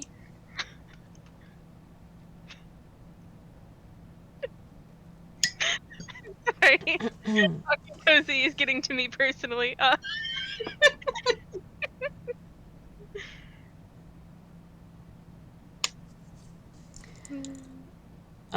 Professor just sort of like picks up a fork and starts gesturing with it, and he's like, "All right, I'll start.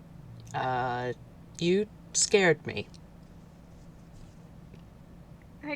I can gather that. Hmm.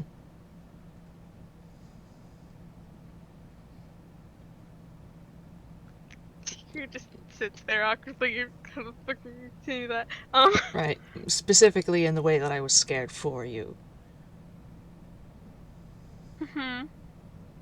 I kind of figured that as well. Look, we have to start somewhere. I'm sorry. I'm sorry I scared you. That was. No, I know we did that.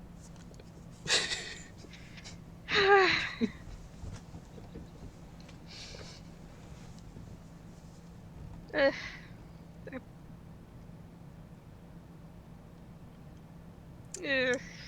emotions. It really bugged you that I was um,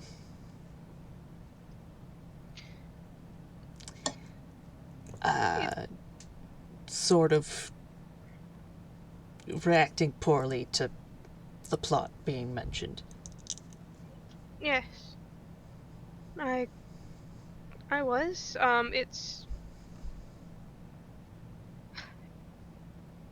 It is important to me, and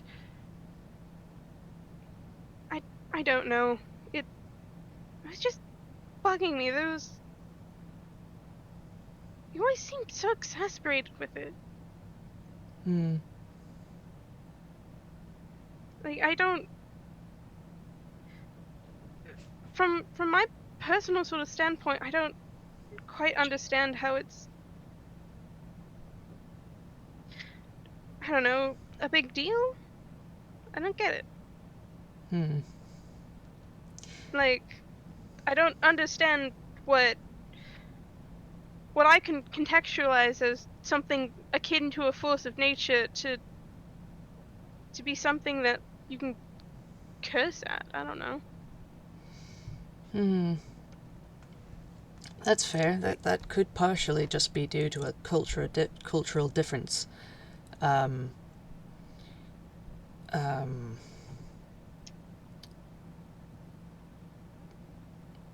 Seeker, Like, what do you think the plot is to you? he kind of like sits there, and his expression kind of like uh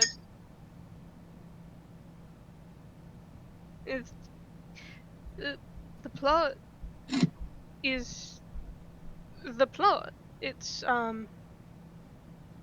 it's what sort of, I wouldn't say, how do I structure this in a way that won't give the wrong impression? I don't want to say dictate, because that gives the wrong impression to you probably, Professor. Um, hmm. it's not a I don't think it's an inherently bad thing. It's something like wind or rain that, yes, it can ruin your day, but it just happens. Hmm. It's it is what it is, just simply how time passes and how things happen. So it is not the cause, it is the effect?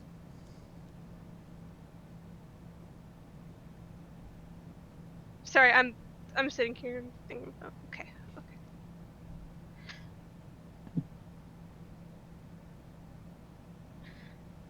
I wouldn't I don't know if the effect is the right way to put it. It it just is. Hmm.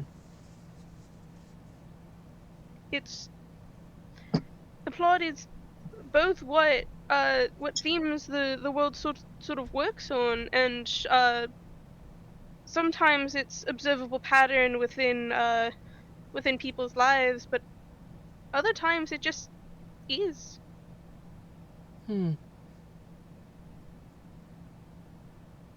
Something happens that you feel have some sort of significant story weight, and it that's just it. I don't know. No, this is good. I would suppose it is some sort of parallel of fate to you, but I know you don't like fate either. Well, not strictly.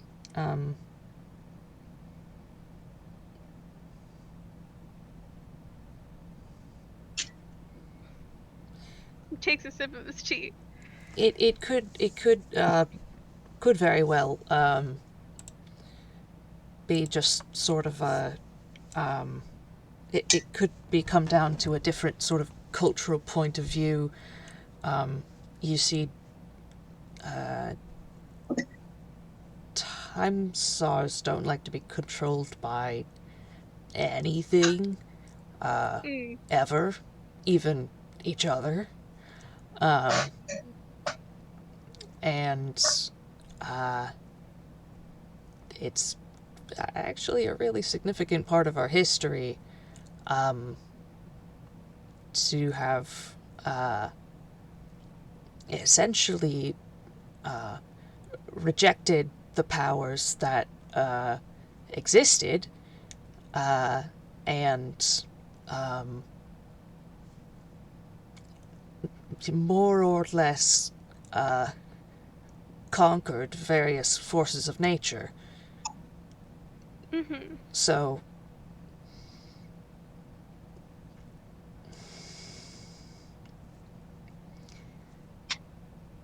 it's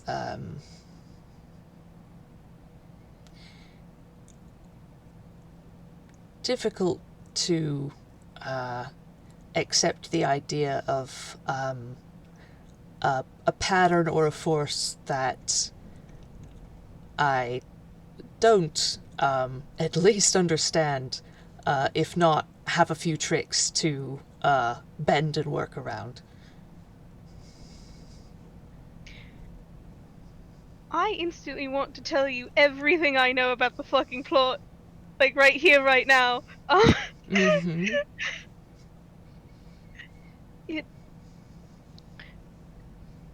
But it would, I think it would get a little preachy. Which, it's not something I want to, like, put on people if they don't want it, so. I mean, I'd like to get a better idea, I think. I still might not end up particularly thrilled by the concept, but I think understanding your point of view would certainly help. We don't have to do it right now if you don't want to. No, it's alright. Maybe a good place to start is really the important part of all laws and rules, whether they were decided by an arbiter or just the way of the universe. If you don't like how they're affecting you, Seeker, let's say I don't like my plot at all. What can I do to change it? What can I do to take control myself? Well, Oh yeah, Professor does look interested at that. I think he's like stirring his tea with like a spoon or something. Well, the most direct solution I would say is to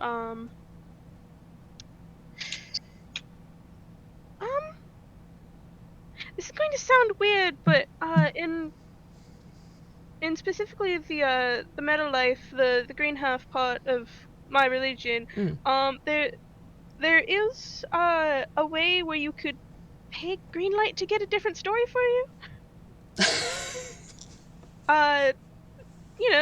Monetary backing to go in a different direction. He is just, like, very incredulous. Like, not necessarily in a negative way, just like he was not expecting that. Yeah, hey professor, there's like actual God. Um, Other ways are to do things, which some might argue that if you don't like the way that your plot was going and you do things like self-improvement, maybe change of scenery, that was the way your plot was always supposed to go and you had character development, but it's still a way to change what you're doing now. Plot isn't some like arbitrary thing where it's just like, oh, these things happen because I said it would. It's more of like it's a natural. Most of the time, it's a natural consequence of your personality. It's not a good consequence. It's not a bad consequence unless you make it a good or bad consequence. Like if I don't know, if we're going story wise, if there was some lord who was having people pay way too much taxes, it might come eventually that someone would steal his money and give it back to the people paying those outrageously high taxes. You know, Robin Hood. Yes, well... Robin Hood. Sorry. I love you. Well, that's a common enough storyline. And he just sort of, like, tilts his head, like he's sort of puzzling it out. You can keep going. All life is a story. Everything can just be seen as some sort of natural sort of lineup for who you are. You know? It does seem to affect Toons quite a bit more than most real kind I've seen, but he kind of, that one he does kind of like sketch the back of his head with but ultimately everything is a story if you look at it closely enough. I could go follow an ant as it goes steals from a picnic and call that a story if I really wanted to. Give it personality based on traits. Sure. And, you know, the funny thing is that some of that lines up with not necessarily how I see the world, but I mean, you get around and you've been around for long enough, you do see patterns, and some of them are mirrored in literature and other various media and storytelling avenues, but I don't know. It might be just because it seems a little too...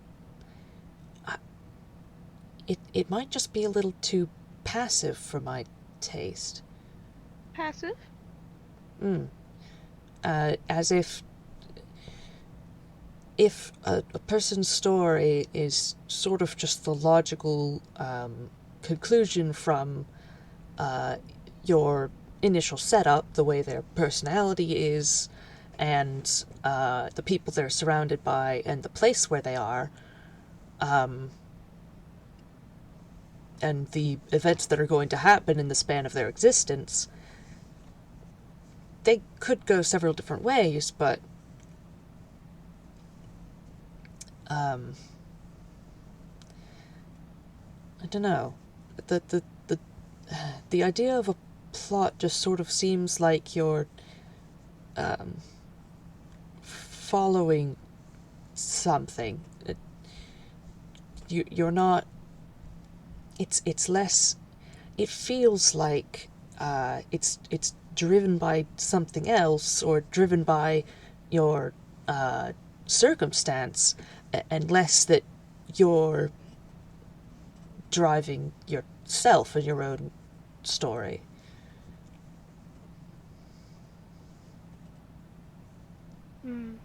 Uh, Give me a second to formulate properly worded responses. Would you like a prompt from TOC? I think I got it. I just need like proper word space for it. Yeah. Take your time, dear. Yeah.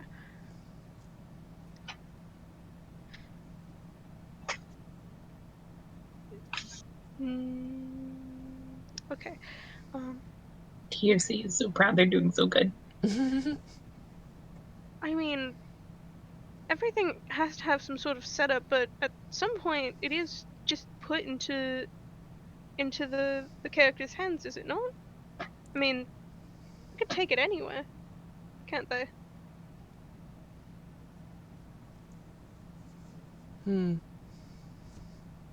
I mean, technically, if, say, they were in the middle of solving some crime or whatever, what's truly stopping them other than their own personality and what they want to do than to just leave?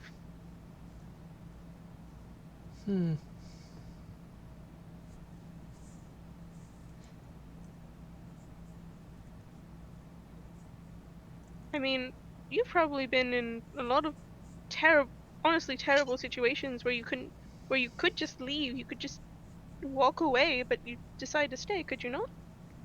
Yes. And why is it not the same but on most likely a much smaller scale?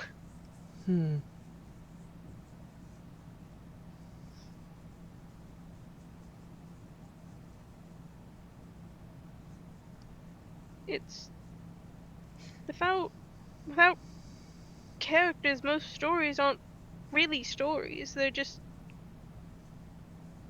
describing things, and without setting, most stories can't exist anywhere because there's nowhere to exist. And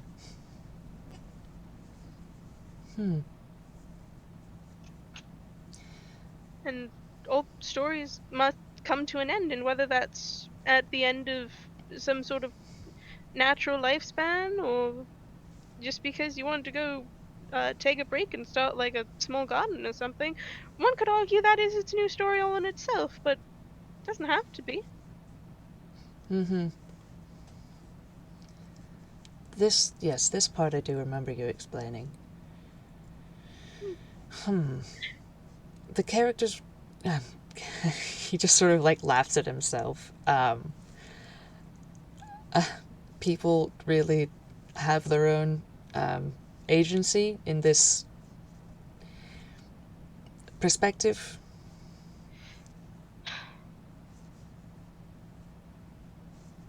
Yes. They do in some sense of the form.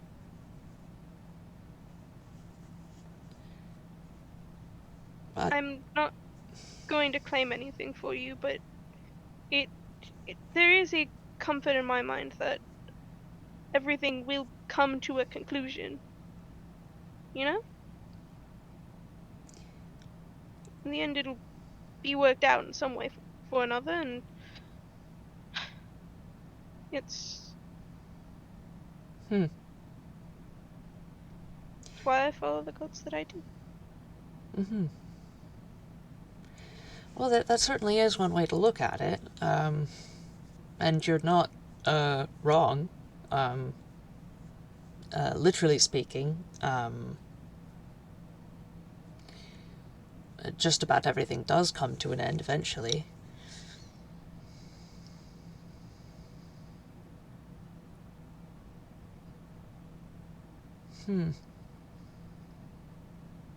Also, let me know if you need like a small break to think or something. Yeah, no, I'm good. Okay.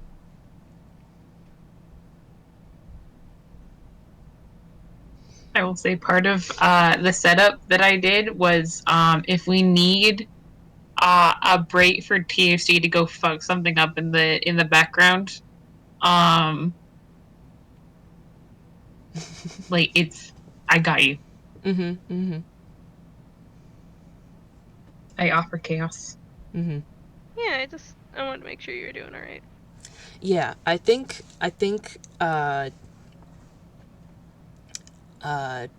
I'm running out of maybe spoons for like the meta talk, so I think I might cut this particular. Fair enough. Yeah. Hmm. I think he just sort of like, he's gonna consider for a while, and then all right, I think we should. I don't think I get it entirely, but I think we should talk about this more later. Another day. Yes.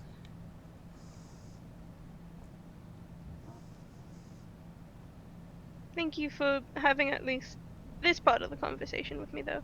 It means a lot. Oh, well, thank you for explaining. Of course. Seeker's doing is like kicking his feet, happy. Mm-hmm. Mm-hmm. Hey, let me roll. Hang on. Mm. It's a 9 minus 1. TFC looks supremely proud of you both. Aw. uh, it doesn't necessarily need to be said, but have been having breakfast. Hold on. Also, Seeker, there's the good syrup. Yeah, that's right. They went out and got it special. 10. Seeker has been focused on conversation and not eating. He's been drinking his tea. TFC raises the cozy threateningly. Hold on. What? Why? Eat. Eat. Oh, Eat. hi. No, stop. Eat. I can't eat if you're trying to hit me. He will go chew on some bacon. Yes, good. Well, what if we not... Oh. And he just sort of like, because he was about to say, like, what have we not covered? And the answer is him.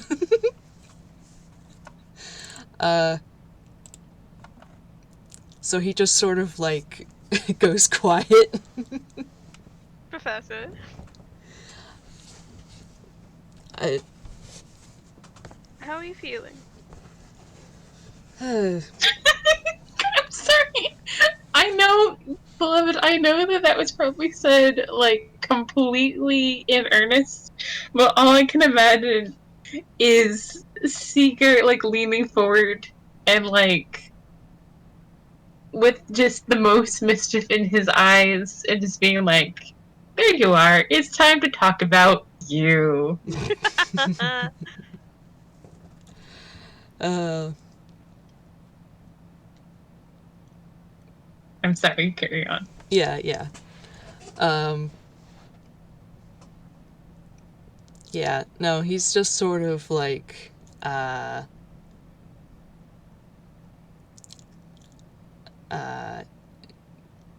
got like, his, elbow on the table and just sort of, leaning against his, leaning his head against his hand. And it looks like he's like mentally going through something, like, and he's just like, well, you did get me pretty mad,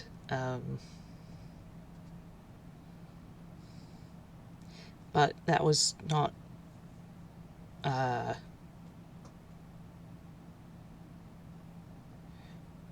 well, I mean, I was, Oh, see, TOC, I think I forgot to mention, he didn't just ask me about the plot, he pretended to be possessed by the plot, They look at Seeker. which, perhaps unintentionally really, didn't, help. Seeker, Seeker sips his tea. I know for a fact that you realize what a dumb shit decision that is, and that you will not do it again. I know this because you sent me an SOS in a book. However, we need to talk about first your advertising methods, and second about your regard for things that might uh, disturb the people around you. Well, I mean, I think it was meant to do that. It was meant to do that.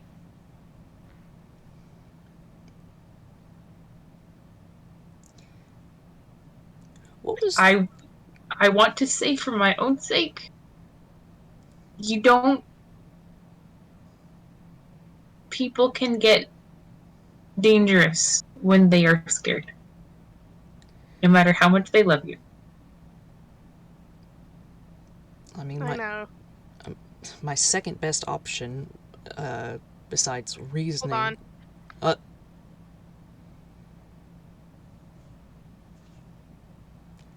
Mm-hmm. Sorry, my mom wanted to talk to me. Good now? Oh, yeah, she was just telling me there are leftovers in the fridge. Gotcha. What was it saying? Sorry. No, it's okay, it's okay.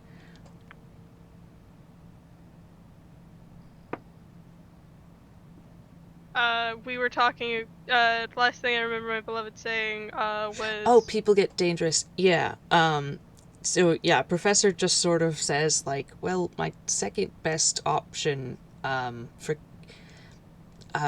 getting you unpossessed, was to knock you out, so... I mean, I'm glad we didn't get to that point, but... Violence was very much on the table. Actually, literally, on the console. I mean... I know? I know you know that. I know that was part of the... He did take that into consideration, he says, like, looking towards TOC. Seeker, how would you have felt if... Do you remember that sparring session we had? Yes. What? I need to gush about something to you later. Oh, alright. It's a good thing. It's positive. Okay, alright. What if I had, without asking you, decided that what you needed to calm down was to draw blood on me, to hurt me bad enough that it would have incapacitated me? His face kind of, like, scrunches up, like, Professor is also wincing. It would have been unkind to have put that on you. It would have been obviously unkind to me. I would have been hurt. And because there was no communication, there wouldn't have been any control over how badly. And we would have been stuck with a situation where you would have had to carry that.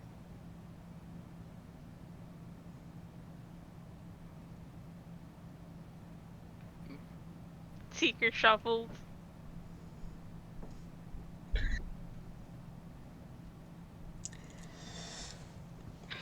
Fine. I see your point. Mm-hmm. I again, I can realize in hindsight it was a very dumb plan. Yes, I know. I think that much has been established.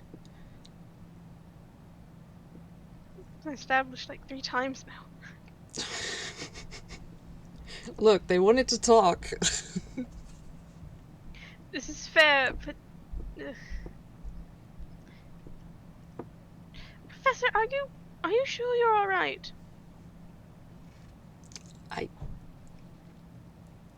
In what sense?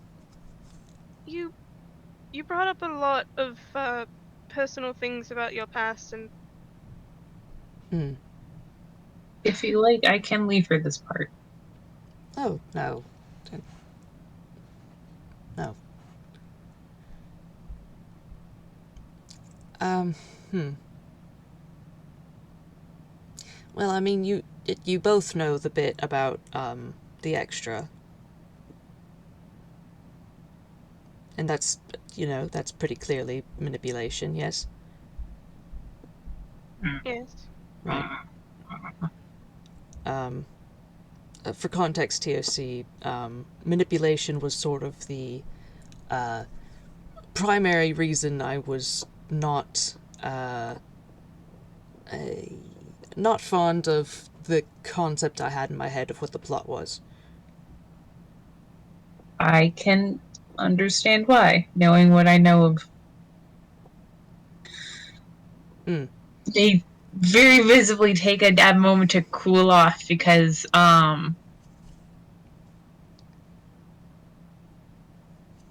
yeah.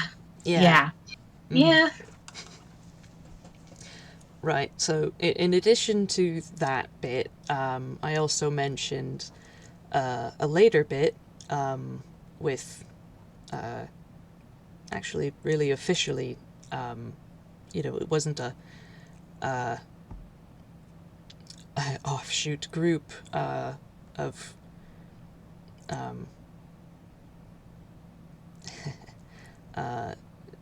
secretive people. No, it was pretty official.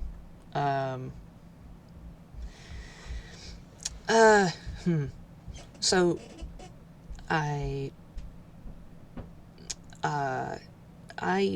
stopped another rogue Time Czar's machinations, which would have torn apart Darth, one of my favorite places, and well, also just a planet full of people. I stopped the warmonger, because literally that's what he was doing. He was taking warriors from all periods and pitting them against each other, to train them up for an army to use in a galactic war, etc., etc. What? Look, TOC just is horrified. Yeah. So I stopped that with the help of the 2 friends I was traveling with at the time, Oz and Hamish McLeod, and that was my bit. And then the manipulation came in when the Time Source decided that was too much interference.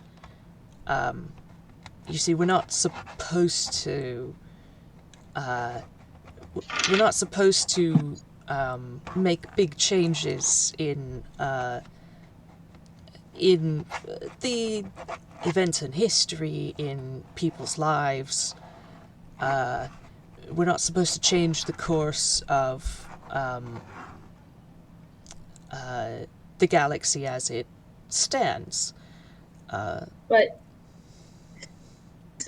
sorry, perhaps I missed. But at times had already changed the course of history. Precisely. So you would have been doing their work. They their job for them in stopping them. Absolutely. But they couldn't. And They couldn't. They couldn't admit that because they were the official governing body of Falagray, and usually the actual stopping is done by the secret agency. The Oh, I'm sorry. Well, one moment. yep. secret agency. Mm-hmm. Hello. Hi. uh, it's very nice to have FPS with you, by the way. Oh, thank you. Yeah. Yeah. Nice to talk with friend. It is nice. Yes. Hello. Hi. Sorry, you were saying a secret agency. Yes. The Celestial Intelligence Association, the CIA.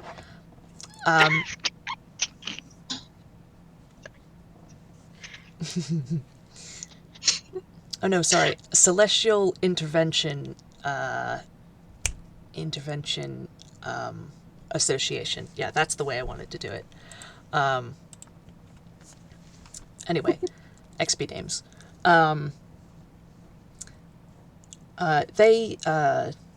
They're sort of a, well, secret. Only I knew about them because I didn't stay on the planet. I'd run into them a few times, but usually their job is to clean things up while the rest of Falagray gets to keep their hands clean, and sort of keep their image of non-interference and sort of just being high and mighty and righteous and all of that. Keeping to themselves, only we don't actually. Mm. So the problem was, I got to the problem before the CIA did, and so for interfering in a way that, well, they could see me doing it, they really, well, I mean, they had to reprimand me in some sort of rather harsh manner. Had to because of just sort of the stupid rules that they've set up for themselves. But so what happened was they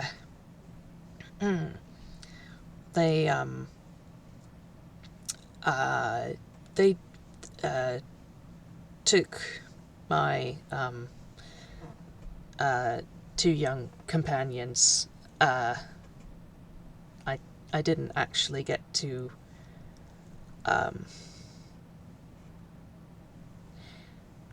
say goodbye or anything.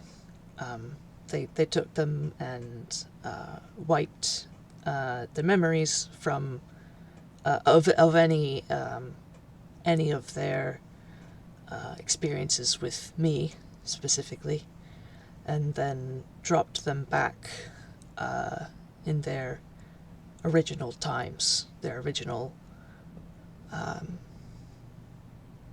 places where they had quite a bit ago joined me. Neither of them would have been very keen to actually return to those places.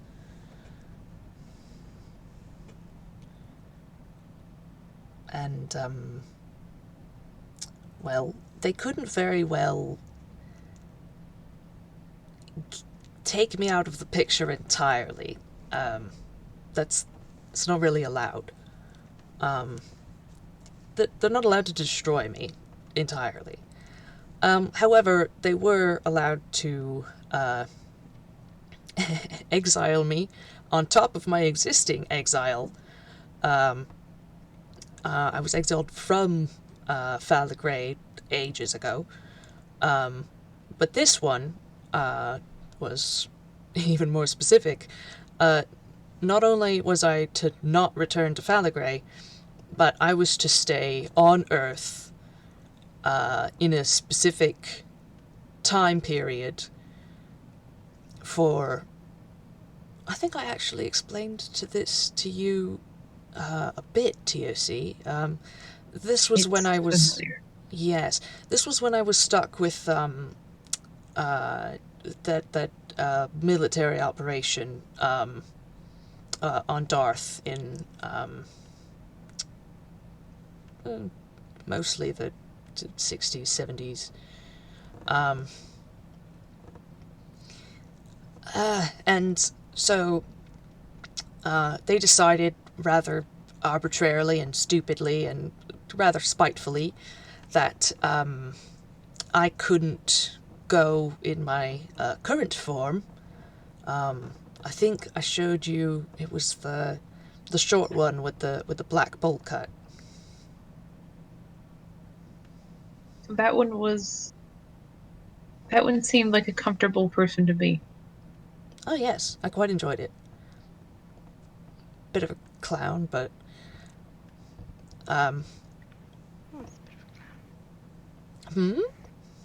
Nothing. sure. Well,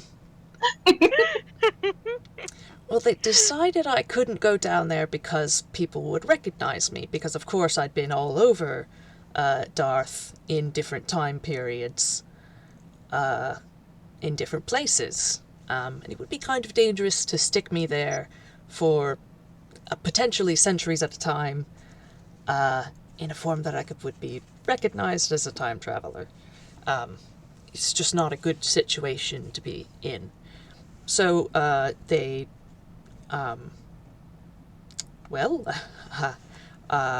our species has a built-in way to change our appearance, doesn't it?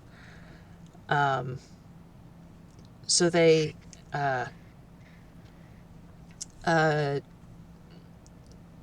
prompted a regeneration. I didn't get to choose what I looked like, and I wasn't really ready for it, so it was actually rather painful.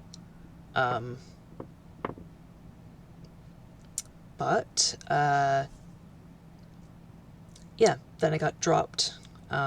They wiped my memory of how to... let's see... how to repair and, to a lesser extent, control the ellipsis. And they took out some of the key parts that allow her to travel, period, but especially through time. So I was stranded. And as I told Seeker, I'd worked with them before. I made it out to be a bit, like I said, it was mad. I made it out to be pretty terrible, but I mean, I knew them. I had worked with them before. They weren't the worst people I've ever worked with, but landing in their backyard, it is true that I really didn't have much of a choice to either,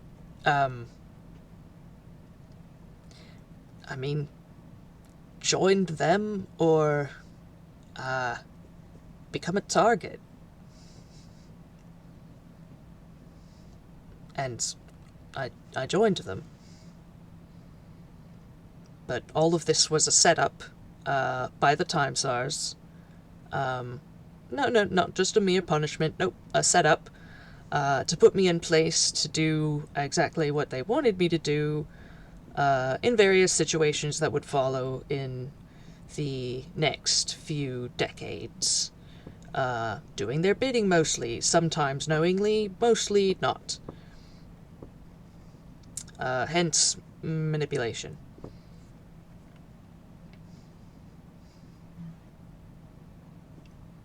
I think that covers it all.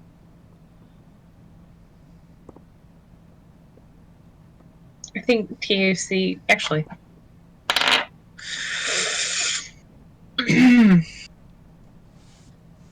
I think TAC has been listening pretty calmly, and they go, I see. Thank you for trusting me with this. Do you mind if I use the bathroom? Go on. Thank you. And they're going to walk out of the kitchen, through the ellipsis, through the console room, out of the ellipsis, and they're going to take a deep breath, and they are going to just viciously attack like a trash can that's nearby, and not stop until it is a much smaller piece of metal. Mm-hmm.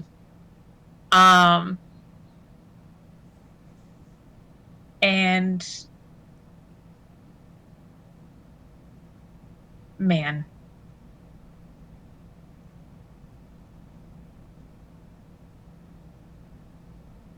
they take a deep breath, they go back inside, and they go, sorry, I got a little bit lost. They are visibly more ruffled than when they left. Yeah. Yeah. You can figure it out. They went to, like... blow off some steam. They went to blow off some steam somewhere that wasn't sentient. Mm-hmm. And they sit back at the table to listen for more.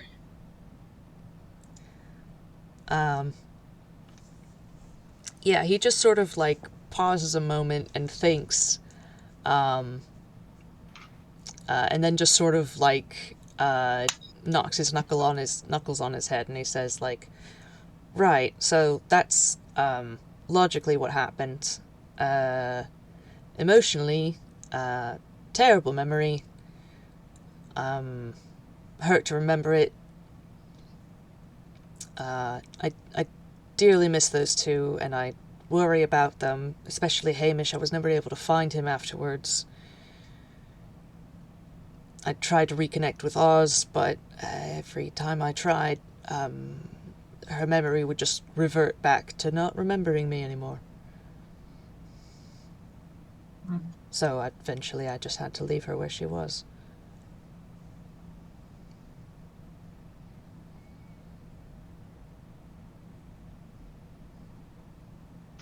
Professor, would you like a hug? Yes. Seeker gets up and gives you a hug. Mm-hmm. TUC picks them both up. Just like by the ankles. They're like on the table. Oh. Listen, they play a barbarian. Why would you ever play a fucking barbarian if they can't give really good hugs? No, absolutely. Absolutely.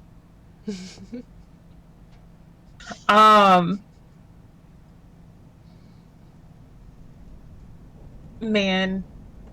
Like, to step out of the scene for a second, to talk about why I'm a little bit, like, preoccupied, squashing down, chicken emotions.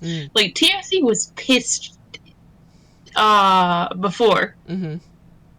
Now they would be on fucking sight. It's like to go down the list, they messed with the professor's family, his memories, his agency, his shit, his travel. Like, if you were to methodically go down the list of all the things TOC knows the professor values, like his literal bodily autonomy. Yeah, like, he skirted around this phrase executed for TOC's sake, but, like, they've had this conversation before. Right, yeah, no, they know. Yeah, like, TOC would happily, fuck up, the Times Our High Council. Like, as far as they are concerned, they wrongfully executed a member of their family.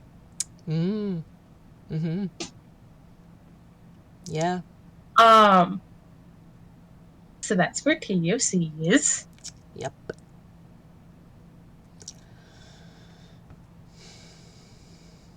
To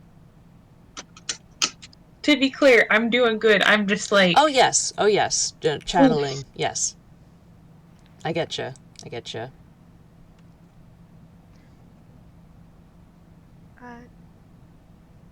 Seeker, despite being also picked up by a bird, is just like, I'm sorry that happened to you, Professor. You didn't deserve anything like that. Thank you. I know.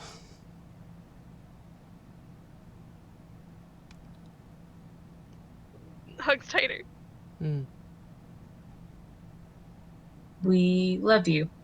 And we're not going to let anything of the sort happen again.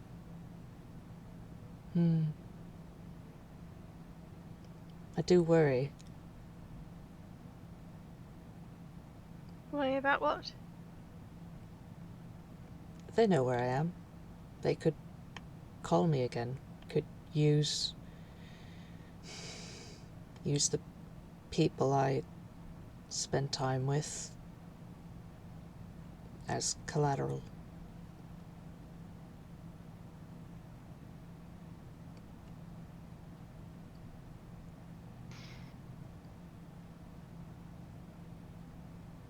I have been through a lot.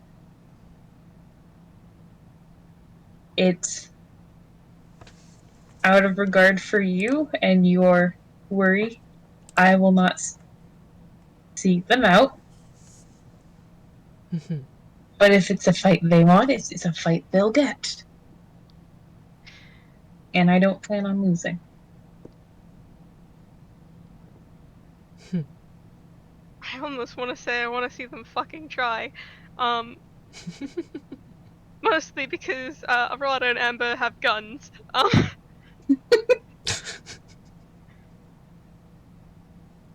They do very much have guns, Seeker.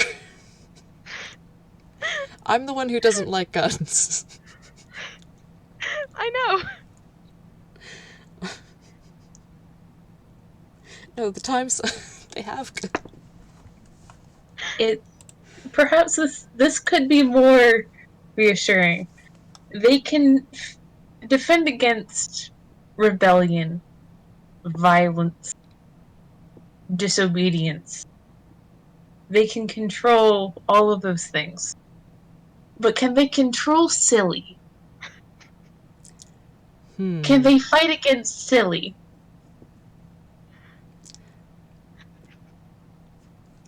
No. Well, congratulations, you're now officially in the safest place in the universe. He grins.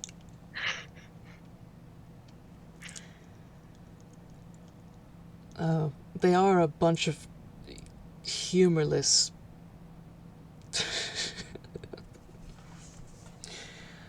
No, I don't think they would be able to handle it. Yes, the most obvious solution is to stick a bunch of tunes on them. Obviously, just plop them down the middle of Toontown. They'll be gone in 2 days. You are joking, but have you ever heard of Angst being conquered? No. Oh, huh. Well, I don't think the erasures count. I don't know if that counts. I mean, if you were going past the last erasure, I don't know. I don't know. Maybe The only way to stop tunes is to cause a fucking apocalypse. And even that doesn't work. Fair? Fair? I mean, they would certainly throw them for a loop.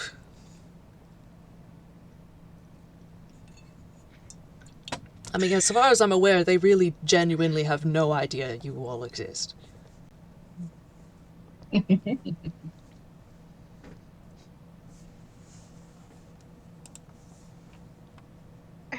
I think Seeker kind of like ponders, and it's just like, so it is definitely a situation where we're gonna baffle them with bullshit, right?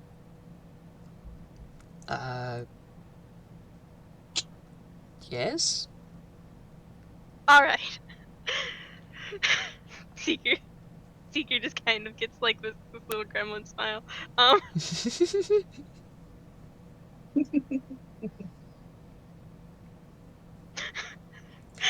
like, I'm sorry, Time Stars, this world is built different. They're not exactly the conquering type anymore anyway. That's really more of a relic of the past. They're more of the, secret agent type deal, assassinations and etc. But if they're going to deal head on with anybody, which they hate to do in the first place, they would try talking first. And I just don't know. I don't know if they would get through the puns, the jokes. I don't. There is another angle we have to consider where Toons might not literally understand what they're saying. I mean, they can speak common? No, if they're truly secret agents, there would be some amount of like double talk, right? Oh, Saying one thing meaning the other. potentially. They actually, it depends. When they're communicating with each other in view of others, probably. If, they're just talking to each other in private, there's not really any need. Who's going to bug at times are? Us. Us. Actually, how much would it piss them off for you to teach a Celestial? Well, I mean, I've already taught lore. You taught Law Celestial? You didn't even invite me? Wait, he He looks insisted. offended. I didn't know you were interested. A, I'm always interested in things that piss people off. B, I'm genuinely curious. All right. You're next. No, but he Yeah! he directly approached me with. So of course. There's also if they're not the conquering sort, that also works to our advantage. What do you fear more? A vast army or a plucky gang of misfit individuals? Let's say 3 to 8. What, me or them? Well, I guess you, if you were, a shadowy, corrupt. Oh, the hypothetical me. Yes, the hypothetically you. From some sort of like dark universe. Let's not jinx that. Let's not call that into existence. I don't know. I think if I was stupid, I would fear the army more.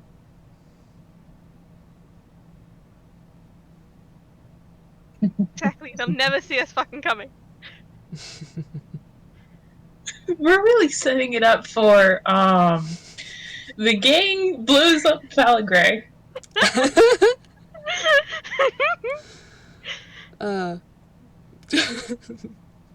Professor is like just kind of like bemused at all of it because it's like they'll never see them coming, right? Except for their literal foresight, like thing.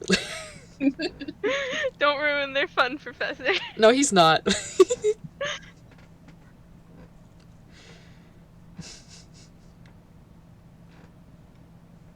You're not going to have to go through that again.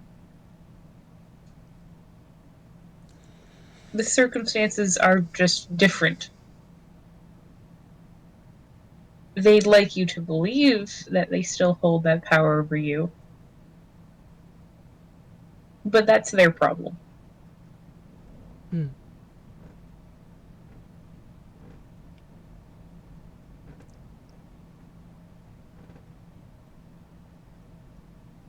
Yes.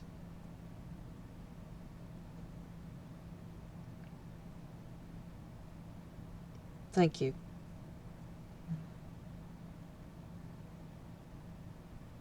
Your hair is getting green. So is Seeker's. Mm-hmm. Don't stop. Kind of like batting hand at TOC. Yeah.